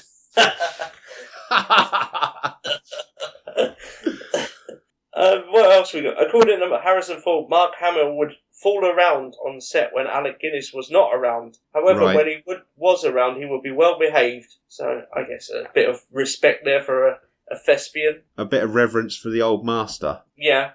I guess Harrison Ford, being an old smoothie, he didn't care either way. Yeah, well, Harrison Ford was off and running, wasn't he? He was the surprise star out of this, out of Luke Skywalker's story. It'd be turned into Han Solo being one of the key players, didn't it? It did. I was thinking about this a lot today. I mean, looking at Mark Hamill's career, I mean, he's had a fabulous career, really. Yeah. He's obviously made a lot of money and got a lot of respect from especially voiceover work as the Joker and stuff in the Batman cartoons. Mm-hmm. But I just, I guess a lot of science fiction fans look at him and remember Slipstream and stuff like that and just think, well, it's a shame he didn't reach his potential. But I guess Mark Hamill would argue that he's done everything he wanted to do. Well, I don't know after you've played Luke Skywalker really where you can go. Yeah. And I think he's an interesting character. In this, he does convince you that he's a whiny teen, doesn't he? He does, yeah. He grows up a little bit towards the end of the film, but he pushes his luck. Han Solo's perhaps not the best role model for someone growing up. He's still a bit of a wily teen about him in The Empire Strikes Back, although towards the end, after his time with Yoda, we get the impression that he's a little bit more sensible. He's a bit of a levelled up Luke at this stage. And by the time we see him in Return of the Jedi, he's quite a mature and sensible young man, isn't he? And obviously, a lot had happened to Mark Hamill over those years with his accident and stuff like that. So he had changed a lot as well. Yeah, didn't he have a car crash? And they actually incorporated his scar from the car crash or something into The Empire Strikes Back. That's right, when the Wampa sort of slashes his face, doesn't it? Yeah, we'll get him next time. Obviously, he, like you say, he grew up as a person, and I think of all the characters, his character probably did develop the most. We saw his character grow up too. Yeah, I mean, when we see Princess Leia in The Force Awakens, as she became, we just realised that she's probably just gone along that career path that she was set upon, really. Hollywood royalty. Yeah. But we're seeing loyalty here from Lucas, aren't we? Going back to Harrison Ford, Carrie Fisher. We think about the old sort of hot rod movies and stuff that he did in the 70s and what have you. What was it? Was it Shampoo? American Graffiti. American Graffiti, I knew it was something like that. It was in that genre. So he kind of kept with what he knew. We have got established sort of thespian type actors in this. Obviously, everyone's familiar with Peter Cushing. Alec Guinness, what do you think of his performance in this? I think he's brilliant in it. I think he's certainly that sage figure that you look to, and Luke, as we said, being a bit of a teen, he kind of needed that figure to go to. And, I guess Obi-Wan Kenobi was experienced and he had been there and seen it. And Luke, fed up on this Dust Bowl planet, wanted to experience what he'd seen go out there in the wider universe kind of thing. I'll tell you where his performance, Alec Guinness, impresses me, because he would have had no idea about how the story was going to develop. Obi-Wan never told you what happened to my father. Luke, I am your father, etc., etc. Alec Guinness wouldn't have had any idea about any of this, right? No. When he got given the script and given the role of Obi-Wan Kenobi. And yet, in that little bit, when they're sitting in Obi-Wan Kenobi's little hovel on Tatooine there, yeah? Yeah. And he's talking to Luke, and he's telling Luke about his father. I get the impression that Alec Guinness is acting a bloke who's telling a porcupine. Oh, and right. it is a porcupine he's giving him, isn't it? Yeah. He's a certain point of view and stuff is a load of rubbish. If you're a liar, you're a liar. And I think Alec Guinness carries that very well, even though he couldn't have known what the upcoming script for Empire and Return of the Jedi would have been at that time. If you watch it, you'll see what I mean. There's like a glint in his Alec Guinness's eye, and the way he holds his chin and his beard in his hand, you get the impression that he's fabricating something on the spot. I mean, the guy is a chameleon, isn't he? When we look at Great Expectations, The Lavender Hill Mob, The Lady Killers, Kind Hearts and Coronets, this guy can, he can play 8 characters in a film. I mean, like Eddie Murphy did in The Nutty Professor, but I mean, much better in 40 years before. The late, great Alec Guinness. What other stats you got? Let's have a look. Mark Hamill, he held his breath for so long in the trash compactor scene that he burst a blood vessel in his face. That's dedication. Well, I guess they were being pushed, weren't they? Look, you've got to do it right. You've got to go an extra mile. Stay underwater as long as you can, kind of thing. Yeah, like I said, a different time. They don't make men like that anymore. They don't. I know Chewbacca's costume. I think they only had 1 or 2, didn't they? And after that trash compactor scene, it did stink the rest of the shoot. So Peter Mayhew's walking around with no mates. Everyone's hitting him with tins of air freshener and stuff whenever he comes past. Exactly. James Earl Jones and David Prowse never actually met. Now, my notes here was that's pretty standard with voice actors these days in like the Pixar films and stuff like that. Yeah. You might be working with someone for 18 months and you would never meet them. Yeah. But then, back then, I guess working on a movie with someone meant that you were actually going to meet them at one point. Yeah. Who has the last line in the film? Ooh. Chewie. Yeah, that's right. Yeah. I got you. You did? I wrote that down. I wonder if Dave will get this. That's at the medal ceremony. Yeah. Poor old Chewie don't get a medal. No, he doesn't. That's probably what he's complaining about. Yeah, I don't blame him. What about Darth Farmer? Do you remember that story? Darth Farmer? Yeah. No. It's because of Dave Prowse's heavy Bristol accent. Oh, he's from down in the West Country there, isn't he? Proper job. Yeah, and that's Carrie Fisher and Harrison Ford were making fun of him, calling him Darth Farmer. So, okay. Yeah, just imagine. Yeah. Oh, he won that ship. Yeah. Well, I always think of him more as a Green Cross Code man. Didn't he do that for a while? He did, didn't he? That was an advert we would have grown up seeing, to warn people about road safety. Yeah, and who else is better to advise you about road safety? I mean, if Darth Vader tells you something, you're going to listen to him, aren't you? Well, surely he could just lift you up and push you over the other side of the road anyway. He don't do too well these days, David Prowse, does he? Poor old boy. No, he's still going. He'll be there, I think, when we're at the LFCC. Is he going to that? I believe so. He said he wouldn't travel overseas anymore. Right. But he would sort of do local ones. So I know Peter Mayhew will be there, so it'd be nice to see them both. Well, let's hope they are both there. I mean, two big guys from this. It's kind of a thing. I mean, do we have anything else to say on A New Hope? Do you know Robert Englund? Do you know the connection with Robert Englund? When you say Robert Englund, are you talking Freddie Krueger? Yeah. Yeah? No. He auditioned for the role of Luke Skywalker. Did he? Which could have been a whole different film. Curly Skywalker. Yeah. But he didn't get the part, so he went home and told his roommate, Mark Hamill, he should go and audition for it. Well, what a good piece of advice that was. It was, wasn't it? Yeah, and again, you're going to listen to Freddie. You've got to. Well, you're not going to sleep, are you, while he's in the room? No. But, yeah, I mean, Mark Hamill, obviously, he was in the streets of San Francisco with Richard Hatch. Yeah. You told me about that episode. It was on quite recently on television. Mm-hmm. So, yeah, so he was obviously doing some television at that time. Yeah. Some interesting casting. Anthony Daniels, I mean, I looked at his CV, and although he's a thespian, I'm sure he's done a lot of stage work. His film roles weren't very varied, really, apart from Star Wars. But I did dig up, he was in The Lord of the Rings, and he played Legolas. But you know the old animated Lord of the Rings version? Is it Ralph Bakshi? Is it Ralph Bakshi? Yeah. With John Hurt and a few others. So he voiced Legolas in that. Also, this is probably during the prequels, he was also in The Bill and Holby City. And as we know, they're British TV shows where many decent actors like Idris Elba, for example, started in the 90s and then progressed to bigger things. But Anthony Daniels has sort of gone back to them. I guess everyone wants it on their CV. I was in The Bill. Yeah. Yeah, I mean, we do see that. Local actors, really. Kenny Baker. Now, I don't know if you know this one, Dave. Obviously, we've covered him in Flash Gordon. He was also in Time Bandits, the Elephant Man.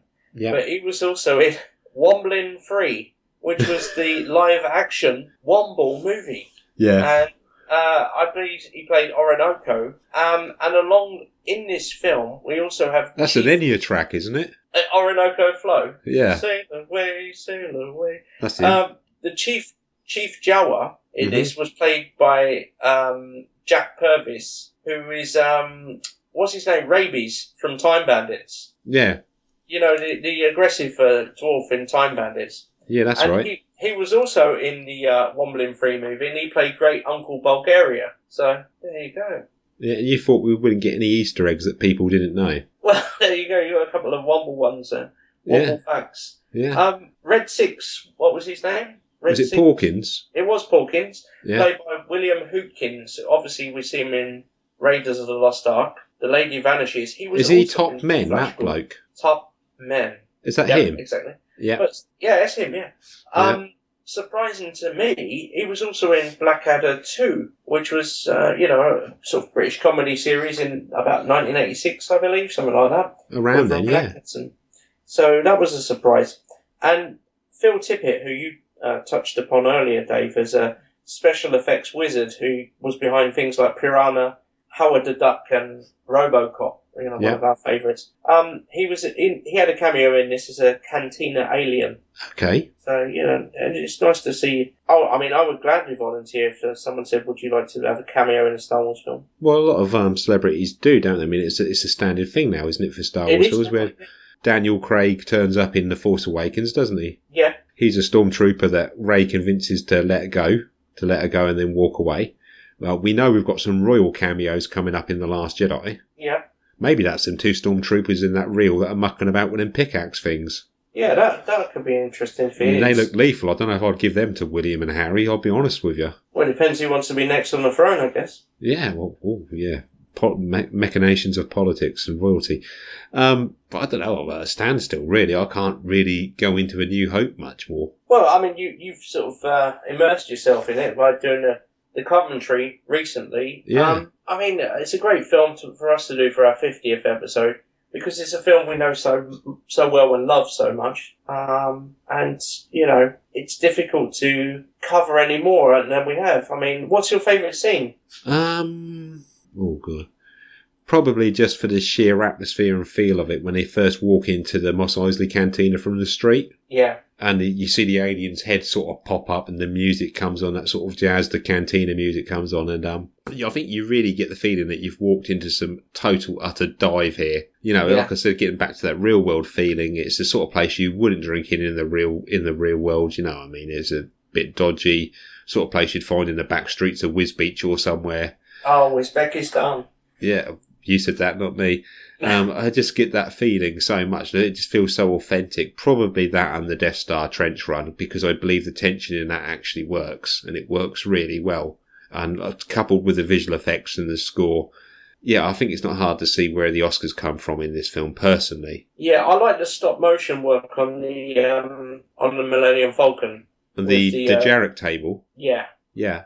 Yeah, that's when we're getting to know each other. You know, there's a moment of calm, and you're getting to know like Chewbacca and people, you know, the other characters, and you hear a bit more Han Solo talking about hokey religions and stuff like that. I think that's a nice moment. Yeah, he's a cynic. The universe exists for Han the way he understands it because he knows what works for him. Yeah. Which is fair enough. Yeah, you do get that little character piece.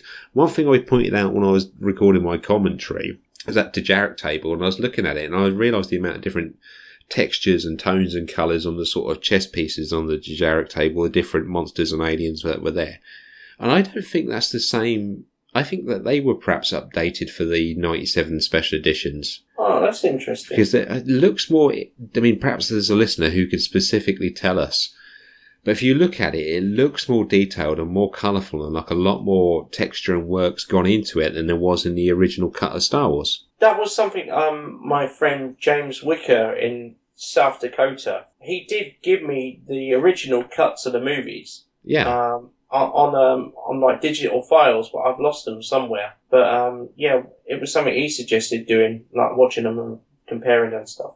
Yeah, I've got to wonder if they did redo that to a degree for the 97 version, because they're looking at it, otherwise it's incredibly good for the 70s. You know what I'm saying? Yeah, exactly. So to look at it, I do wonder. Yeah, I mean, I don't know that. As I say, it's a problem to talk about Star Wars A New Hope because it's a film that so many people are familiar with. I think it's difficult to bring something new to the table. Are we going to give our ratings? I guess we've got to. I'll go first, Dave. Go on then. I'm going to go. Right, I don't normally go high. I'm normally quite reserved, but you're stingy. I'm going to have to say 10 out of 10. Yeah? I'm going to have to, for a solid piece of entertainment, which up there for me with Raiders of the Lost Ark. I remember jumping on the sofa, like you were saying, the Death Star trench run, jumping up on the sofa thinking, you know, this time is he going to do it? And each and every time you watch the film, you know, it still brings that childlike wonder, and the music, the effects, the characters, you know, all together, it's a perfect film. How many 10p's did you put in the arcade machine of Star Wars when it came to Ely because of that Death Star scene? That great video arcade, it was just line graphics, wasn't it, basically? Yeah. But, you certainly got the impression that you were there in that X-Wing. Yeah, I mean, they must have feasted me of a fortune, that arcade machine, and it's all because of that scene. Again, I'm going to come in the same as you. I'm going to give it 10. Yeah. It was a gamble that paid off, and fair play to it. Yeah, and it's a difficult one to beat, put it that way, and I think maybe it's our highest rated film that we've covered. I mean, The Empire Strikes Back, you could argue, is a critically better film, but the film has a slightly different flavour to it. Certainly darker with perhaps more character development. Yeah. But yeah, I mean, we could cover that in 50 episodes time or 49 episodes time. So yeah, if we're still about. Okay, shall we move on to some local stuff?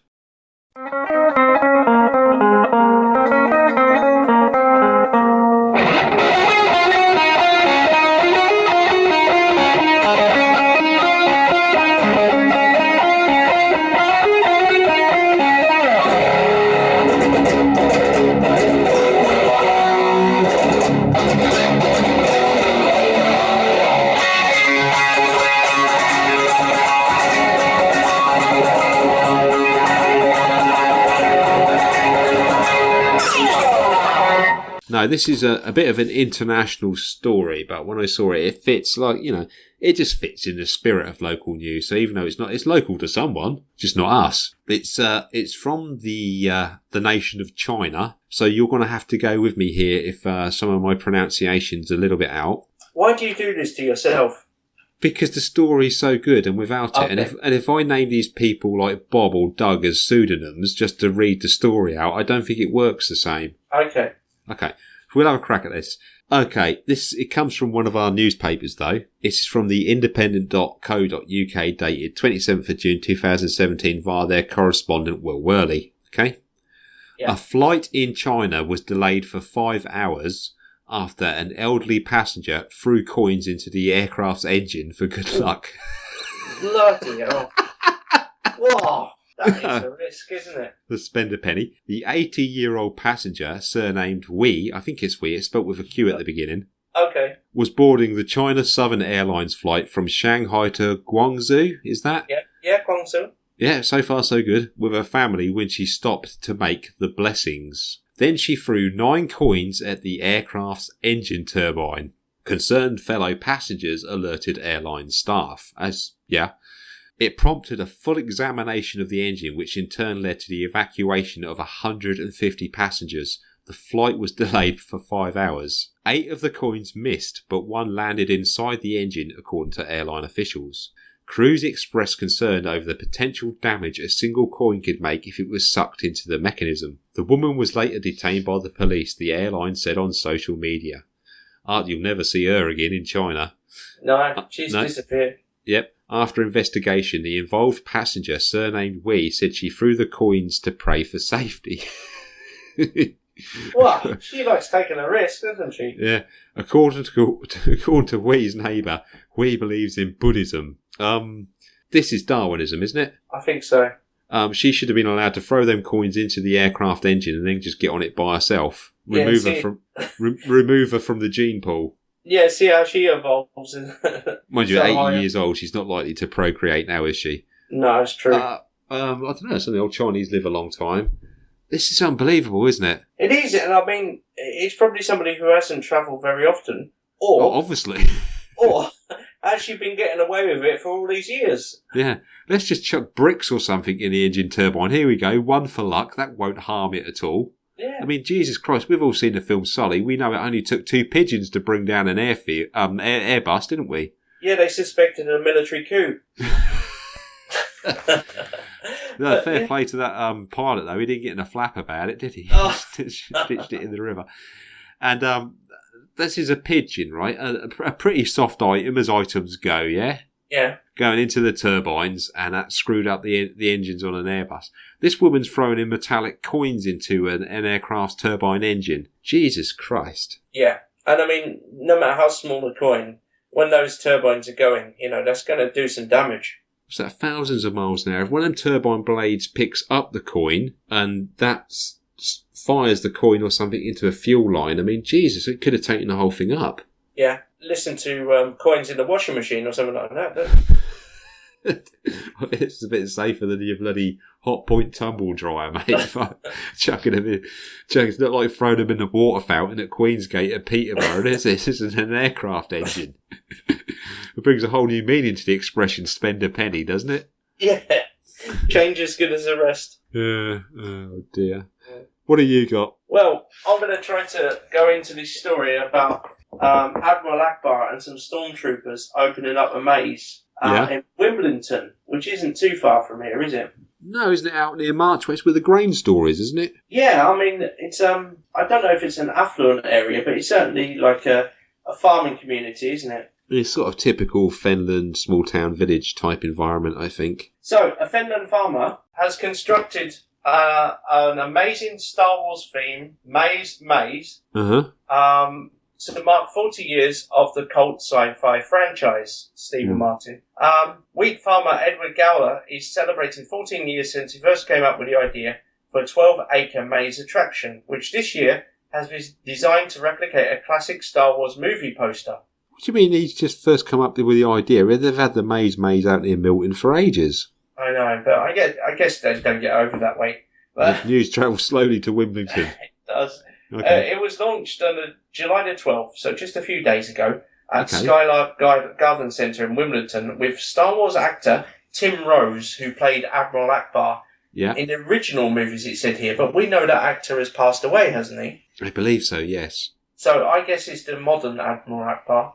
Yeah. He reenacted his famous line, "It's a trap for the cameras." If this guy isn't, and he's just an imposter telling everyone he's Admiral Akbar, it could be like our mate from the Bun Shop. So. Oh, Chris Bunn. Chris Bunn, the stormtrooper who may have hit his head. Yeah. He's at Feel the Force Day this year. Is he? Yeah. I look forward to another anecdote from him. Along with the lady who's in the Specsavers advert, the fitness instructor, shake what your mama gave you, that one. Oh, God. She's one of the special guests as well. We are spoiled at Feel the Force Day. Definitely. Sorry, carry on. This year's intricate 8-foot-high retro design features Luke Skywalker, Princess Leia, Darth Vader and the Death Star, and as stormtroopers played by a group of die-hard fans walking the maze.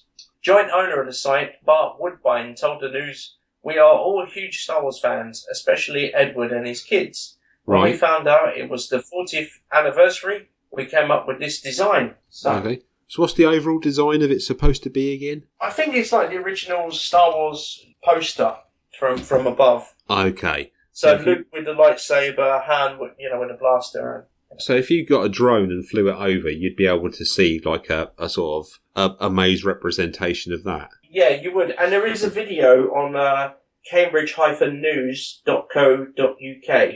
Right. So if you search on there, you'll be able to find it. And they have a group of scout troopers as well as stormtroopers walking around. And it was only open 4 days ago in the UK. So it might be good for summer holidays, take the kids there. I don't know if it's as good as the Maze in Milton, but it might be a good look out.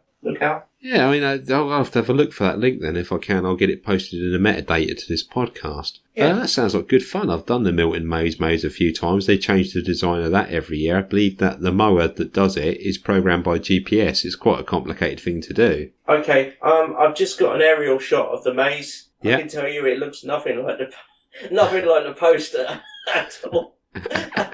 What does it look like? I can make out Star Wars at the top, and I mean that logo looks pretty good. I can see Darth Vader's helmet, but have a look for yourself, guys. But it's not the best. That sounds like one of the cosplayers was up to no good in there. Couldn't find his way out. Hang on, I'm in a maze. No one's looking. You'll be really unlucky to get caught when someone stumbled upon you. Oh, this is the way out. Caught short. Oh, dear. Nobody's got to notice here if I just whip the old lightsaber out and do what I've got to do. So there we go. Wimbledon, the Star Wars maze. Go over and see it. Yeah, it sounds like a lot of fun, even if it does look a bit dodgy. Okay, I suppose I better come in with another one then. Okay. This one's from the East Anglian Daily Times, dated 23rd of June 2017, via their correspondent Mariam Gamai. Yeah.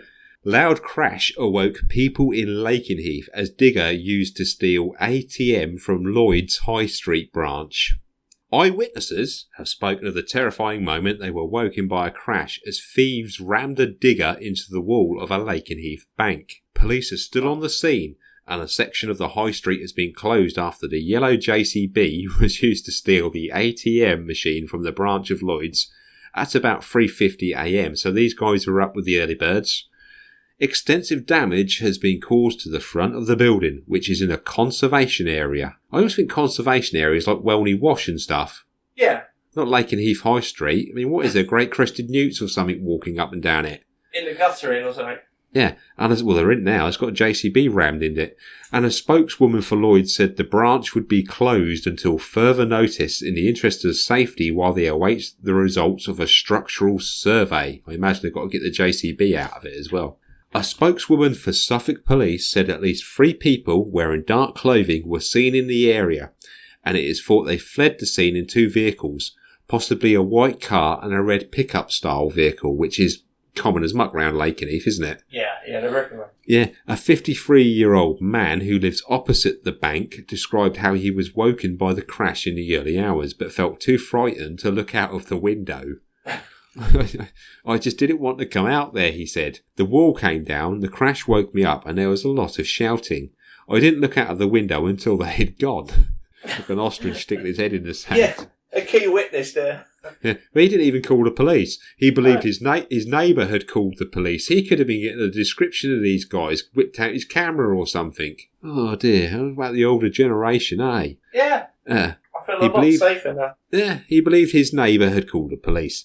As well as damage to the bank, the Indian restaurant opposite Little India suffered a smashed window and damage to its wall. It sounds like they were trying to get out of there in a curry. Manager Jay Ali said he was devastated, and the culprits must have reversed into his business so they could push forward to target the bank. So obviously they couldn't do a 3-point turn without reversing into the curry house. Oh, sounds like bad karma. Okay.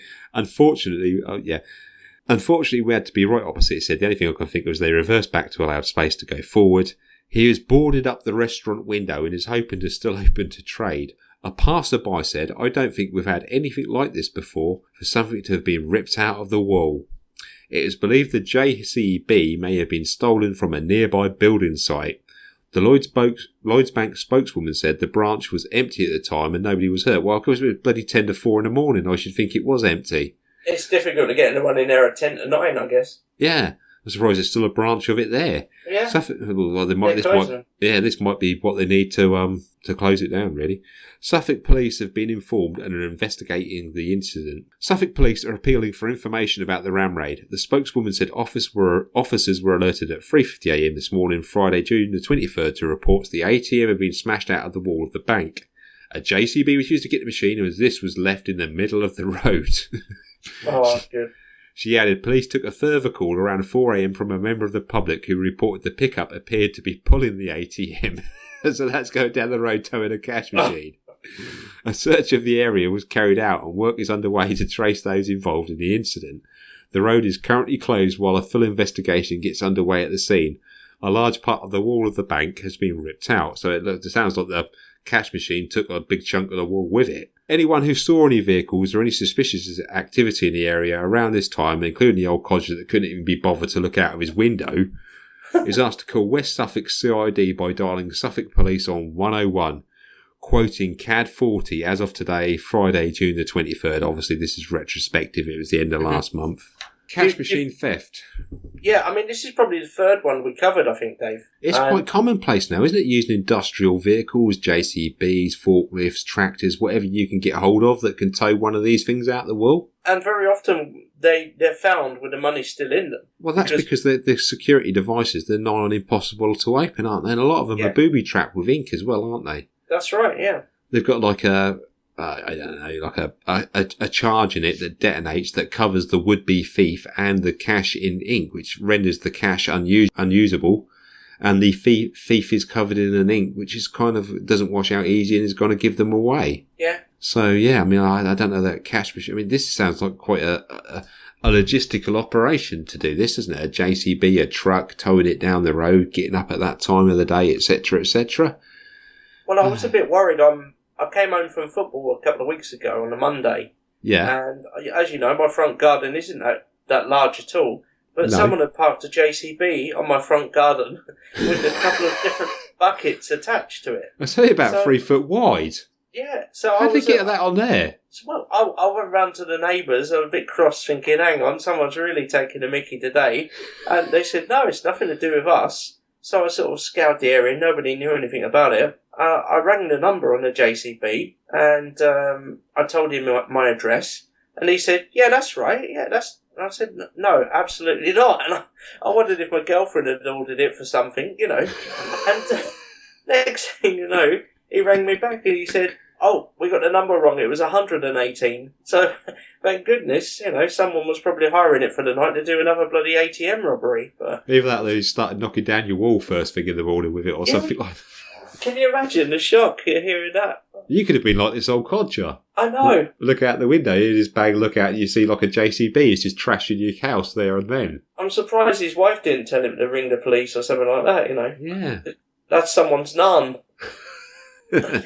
Sorry, Indian joke. Oh dear. What else you got? Well, that's about it. Just congratulations to Michelle Berry for the 4th consecutive year. She has won the Witcham World Pea Shooting Championships, Right. which is a real event held here in Cambridgeshire annually. Yeah. A couple of miles away down Witcham. How far is Witcham, Dave? 5 miles or? Witcham Toll, probably 4 or 5 miles. Yeah. Yeah, and I remember when it first began. I think it was like early 2000s, wasn't it? Yeah. And people No, were 90s. banned- It's been going on for donkey's years. Yeah, and people were barred from using like laser guided sights. Laser guided munitions in the pea shooting range. Yeah, but now anything goes, and you can take some really, you know, top high tech stuff down to try to fire a pea against a clay target to leave an indentation, so they can, you know, decide who is the champion. But this woman, yeah, incredibly, the 4th consecutive year, you know. So I'm 4 sure consecutive years. I've got a feeling not many people enter this. no. What's her And opposition? I don't know. I really don't. I mean, I'm sure she does her own podcast. But after winning it 4 times, you're not going to get all mushy, are you? There's that bloke that always used to win it back in the 90s. He's a bit of an odd-looking guy. He had a pair of sort of NHS frame glasses and used to wear a Viking helmet whilst he shot the target. Looked like a bit of a character, yeah, a bit of a Doc Brown type, eccentric type guy. And he had like all these contraptions hanging off it. Yeah. You know how when Rick Moranis and Ghostbusters, when they take him into the Ghostbusters headquarters and Spengler's got that helmet thing on his head, had like all these devices hanging off his Viking helmet like that, different sighting aims, bent bits of wire hanging off it and stuff, yeah. I don't know if there is I guess there must be a science and a way of working out where your pea's going to land. And do you moisten your pea first, you know, or does it have to be hard? Well, I think it'd have to be hard, wouldn't it, if you wanted to make an indentation in the target? Yeah. Otherwise, it's just going to hit and go splat. It's going to be like a mushy pea. Soak it in vinegar and you're just going to send a load of offal out the end of your pea shooter, aren't you? Did you ever have a pea shooter as a kid? Yeah, I thought they were a bit rubbish. They weren't very effective, were they? No, maybe I wasn't blowing hard enough, but I know people like to use a spud gun. Yeah. But not. I had one of them. Yeah. Yeah. I had a pea shooter. I thought it was a bit crap. You'd go in and get a gob full of your mum's lentils and think they'd all come out like a pea shooter, like a machine gun or something, but it just didn't work. I bet you set pulses rising in your town at the time, didn't you? What? Well, like a shootout or something? If it's like a gunfight in a street. Yeah. Let's go lentil. But yeah, I don't know. Maybe if you used a broad bean or something like that, something a bit more cloud. A magic beanstalk grow out of it or something. Yeah. Yeah. Oh, well, that's good. I mean, I'm glad. Obviously, I'm happy for her success, but I've got a feeling she's perhaps competing in quite a narrow field here. Yeah. Yeah. I don't think it takes much to be the cream of the crop when you're a pea shooter. No, probably not. No. I think she went there and had this in the can straight away. Okay. I was going to say something about next year. She'll leave someone else to carry the can, but I think you Sorry, got there mate. first. No, you got there first. That's fine. No, I've got one. I've got one last one then. Okay. This is from the Cambridge News website, dated 21st June 2000. So this is a bit old. This goes back to this recent hot weather that's kind of died back a bit now, but it was quite warm at the time, yeah? Yeah. Local news, obviously, it always ties in when the weather gets hot, doesn't it? So this was the 21st of June 2017 via their correspondent Anna Starnes. Man told to leave work for turning up in shorts during heatwave returns in his mum's dress. Oh, no. A 20-year-old call centre worker pointed out the double standards between men and women in the office dress code. People in offices across the UK have been suffering beside portable fans during the heatwave that saw temperatures soar into the 30s. No sympathy here, right? I work in a workshop, which I would argue is just as hot as an office, and I don't have a fan. You've got plenty of fans out there, Dave. Yeah, I know, but not the sort that are going to keep me cool. Okay. So no sympathy for the fact he's an office worker. A 20-year-old man decided to wear dressy shorts. What are dressy shorts? I think they're the kind of smart casual ones, not your kind of Bermuda shorts. Smart casual ones, but you can wear them with a tux and a bow tie. Yeah, well, you can wear them with a shirt and a belt and some shoes. Okay. Instead of the constricting suit he usually wore to his job in a call centre. Do you really need to be in uniform to work in a call centre? I've had this argument down the years, and I think a lot of people, if they're wearing a suit, it gives the impression of that you're at a decent job and you feel comfortable and you feel like you're well represented or representing the company, even on the phone. Yeah. People argue that. I mean, dripping with sweat from your scalp because you're too hot. Well, I'm glad you said your scalp, but I mean... Okay. I agree with you. I don't think people really need to wear a suit in a call centre. Yeah, okay. Fair enough. So what corporate... So it's fine for him to wear his mum's dress instead? Now, this lad, I'm not being ageist, but at 20 years old... Yeah. I kind of feel like maybe he weren't the best at his job and he was taking a mickey a bit. You think so? Yeah. Oh, well, there you go. Joey Barge of Aylesbury tweeted a photo of his outfit, questioning whether he would be allowed to wear the cooler clothing. Less than half an hour later, Mr. Barge tweeted again, saying, answer, nope, just been sent home from work. He added that obviously he got a dressing down. No! He said that you're not going to skirt your way around this one, sunshine. Yeah. Oh. He added that the hot weather was much better suited for drinking a daiquiri. Is it daiquiri? Is that a cocktail? Daiquiri, yeah. Daiquiri, okay, I don't know, not the sort of thing I drink. By the pool than sitting at a desk. Well, I think that kind of applies for... I think we'd all rather be doing that, wouldn't we? I think so, yeah. In that weather. Yeah. Mr. Barge said, the office is so hot and I sweat so much and feel uncomfortable. I'm fuming. A quarter of the office are wearing vest tops and skirts, dresses. He didn't want to give up the issue, so he donned one of his mother's dresses. I'm like thinking like Psycho here. Yeah. When Norman Bates puts on his old Deers gear, like a blonde wig and stuff, goes around with a big old machete hacking up blondes in the shower. He documented his bold choice with a few mirror selfies and predicted he would be sent home again. It sounds like he's gunning for trouble, doesn't it? It sounds like he's lost his job as well. Yeah. No, I don't think so. Instead, his employers sent out an email amending the dress code, okay? Mr. Barge tweeted a photo of the email that read, due to the extremely warm temperatures currently, it has been agreed that gentlemen in the office are permitted to wear 3/4 length shorts. Okay. His employers didn't throw out the dress code entirely, though. The shorts must be black, navy or beige and definitely brightly coloured. Well, I don't think when he wanted to go to work in shorts, he had like Bermuda shorts in mind anyway or something, do you? No, that sounds like a fair choice. Yeah, it sounds like to me they were probably within the criteria they set out in the first place. I'm actually with him here. I think it's quite humorous and quite gutsy the way he decided to take this on. And at the end of the day, nobody got hurt in his protest, did they? But they certainly noticed him. No. Was sending him home again. Yeah. And B, I do have a degree of sympathy. I mean, I would say it should apply to every worker in hot condition, but I do have a degree of sympathy to his predicament, and I think fair play. I was talking to my friend who's a solicitor the other week, and he was saying that there is no maximum temperature at work. No, there's not. There is a minimum, and if it's too cold, then you can refuse to work because, legally you can go home. Well, if it's too cold, you can die from hypothermia. Yeah, but there is no maximum temperature, which is strange, isn't it? Yeah, I mean, I think the law is too loose here. I think that there's probably some sort of small print which says employers should do everything to ensure comfortable working and safe working conditions for their employees, but it won't actually legislate that they've got to do anything. Yeah. But I think fair play to this guy. He's made a point. I don't know if he needed to make a point on a gender basis. But he's obviously made them look at their policies and they've changed their minds. And why should you suffer in this heat? I mean, you've all got to go to work. What's the point in suffering? I know there was a group of schoolboys. I don't know if you saw this on the news, but they turned up to their school in skirts. Right. Because they didn't want to wear trousers because it was too hot, and they weren't allowed to wear shorts. And the rules were changed, like this guy. Because I think they're only about 9 or 10, but they made a choice together. 9 or 10 students. This isn't the parents collaborating. This is his kids saying, right, we're going to make a stand doing here. it. Yeah, and like and the they A-team. And they went there and got the rule changed, and now they're allowed to wear shorts if the temperatures are above a certain degree, 25 degrees or something like that. So this has got to be a private school, hasn't it? No, I think it's a public school. Really? Well, state comprehensive, state secondary school or something. Yeah, something like that. I'll come off it. I mean, this sort of stuff happens all the time in private schools, doesn't it? I can't imagine it happens in the... You're lucky to get them to have clothes on, I think, Dave. So. But no, I think it's a really... It takes some initiative.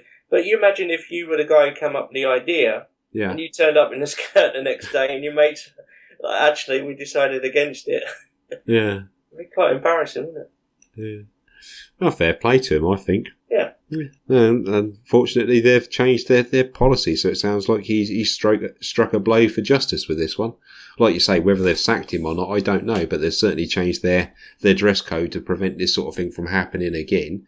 I think the danger is if you're a temporary worker through an agency or something like that. And I've worked with people like this. They've got literally no rights, have they? Exactly. But they come in and they decide they're going to make a point. And the one thing that they might listen to you or send you home, but at the end of your 2-week contract or whatever, you're not going to be welcome back. No, and this whole temporary workers and a lot of agency working and the old no contract stuff, I think is wrong because you basically sign away. A lot of it, I think, is people that are just desperate to work. I mean, some people it might suit very well, I guess, if you're a student looking for 6 weeks in the summer or something.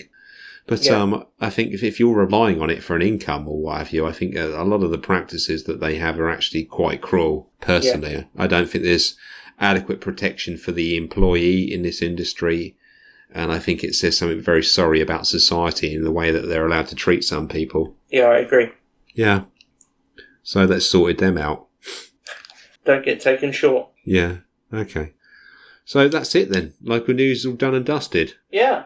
That's episode 50. Hot Wampa episode 51 in a month's time. Episode 50. I can't believe it. It's really good. They should build a little statue of us in the Market Square or something. You think so? Yeah. What, a plinth in the middle? Yeah.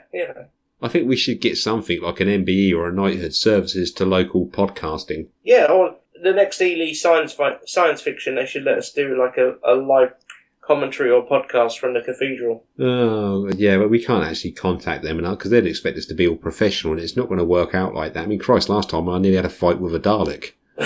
I mean, I don't know quite how we were going to survive at the London Film and Comic Con, but there's going to be some right adventures there. The only way we can function as a podcast, mate, I think, is to hit things guerrilla style. Yeah, definitely. In this podcast, the walls and sets are shaking. Yeah, we don't do things formally, but hopefully we're always fun. 51 in a month. Star Wars Episode 4 A New Hope commentary in a fortnight. And if you see us at the London Film and Comic Con, say hello, and you might end up in the show. Yeah, fingers crossed. That's simple. Dean, your T-shirt's on the way. Thank you to Stephen Martin for the email in. Yeah, good stuff. Good stuff. We'll see you soon. Take care. See ya. Everybody set. 3, 2, 1. Action. Episode 8. Gosh. The first film didn't even have a number.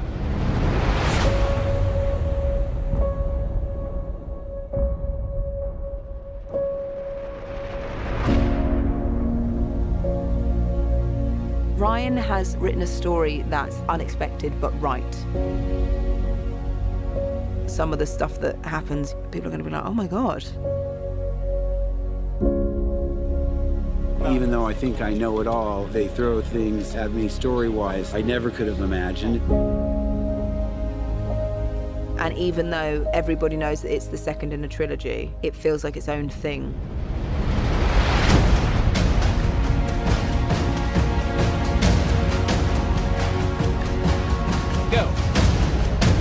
Star Wars is so cool because there's all these creatures and all these amazing visual effects. But all the characters are also so complex. Ryan needs to work on his Wookiee sounds. It's ridiculous. New director can't even just learn a Wookiee sound.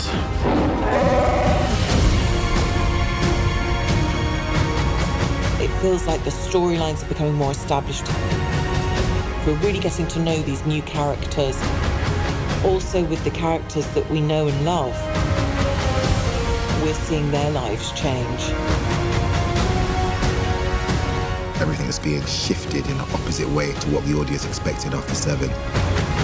Ryan's made Star Wars fresh and new.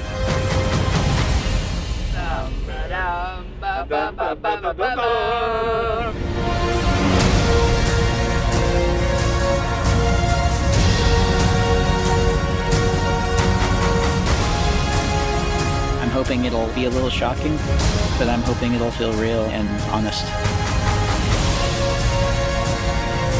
It's our most ancient story of good against evil, told in the most fascinating way, but it has a real spiritual depth to it.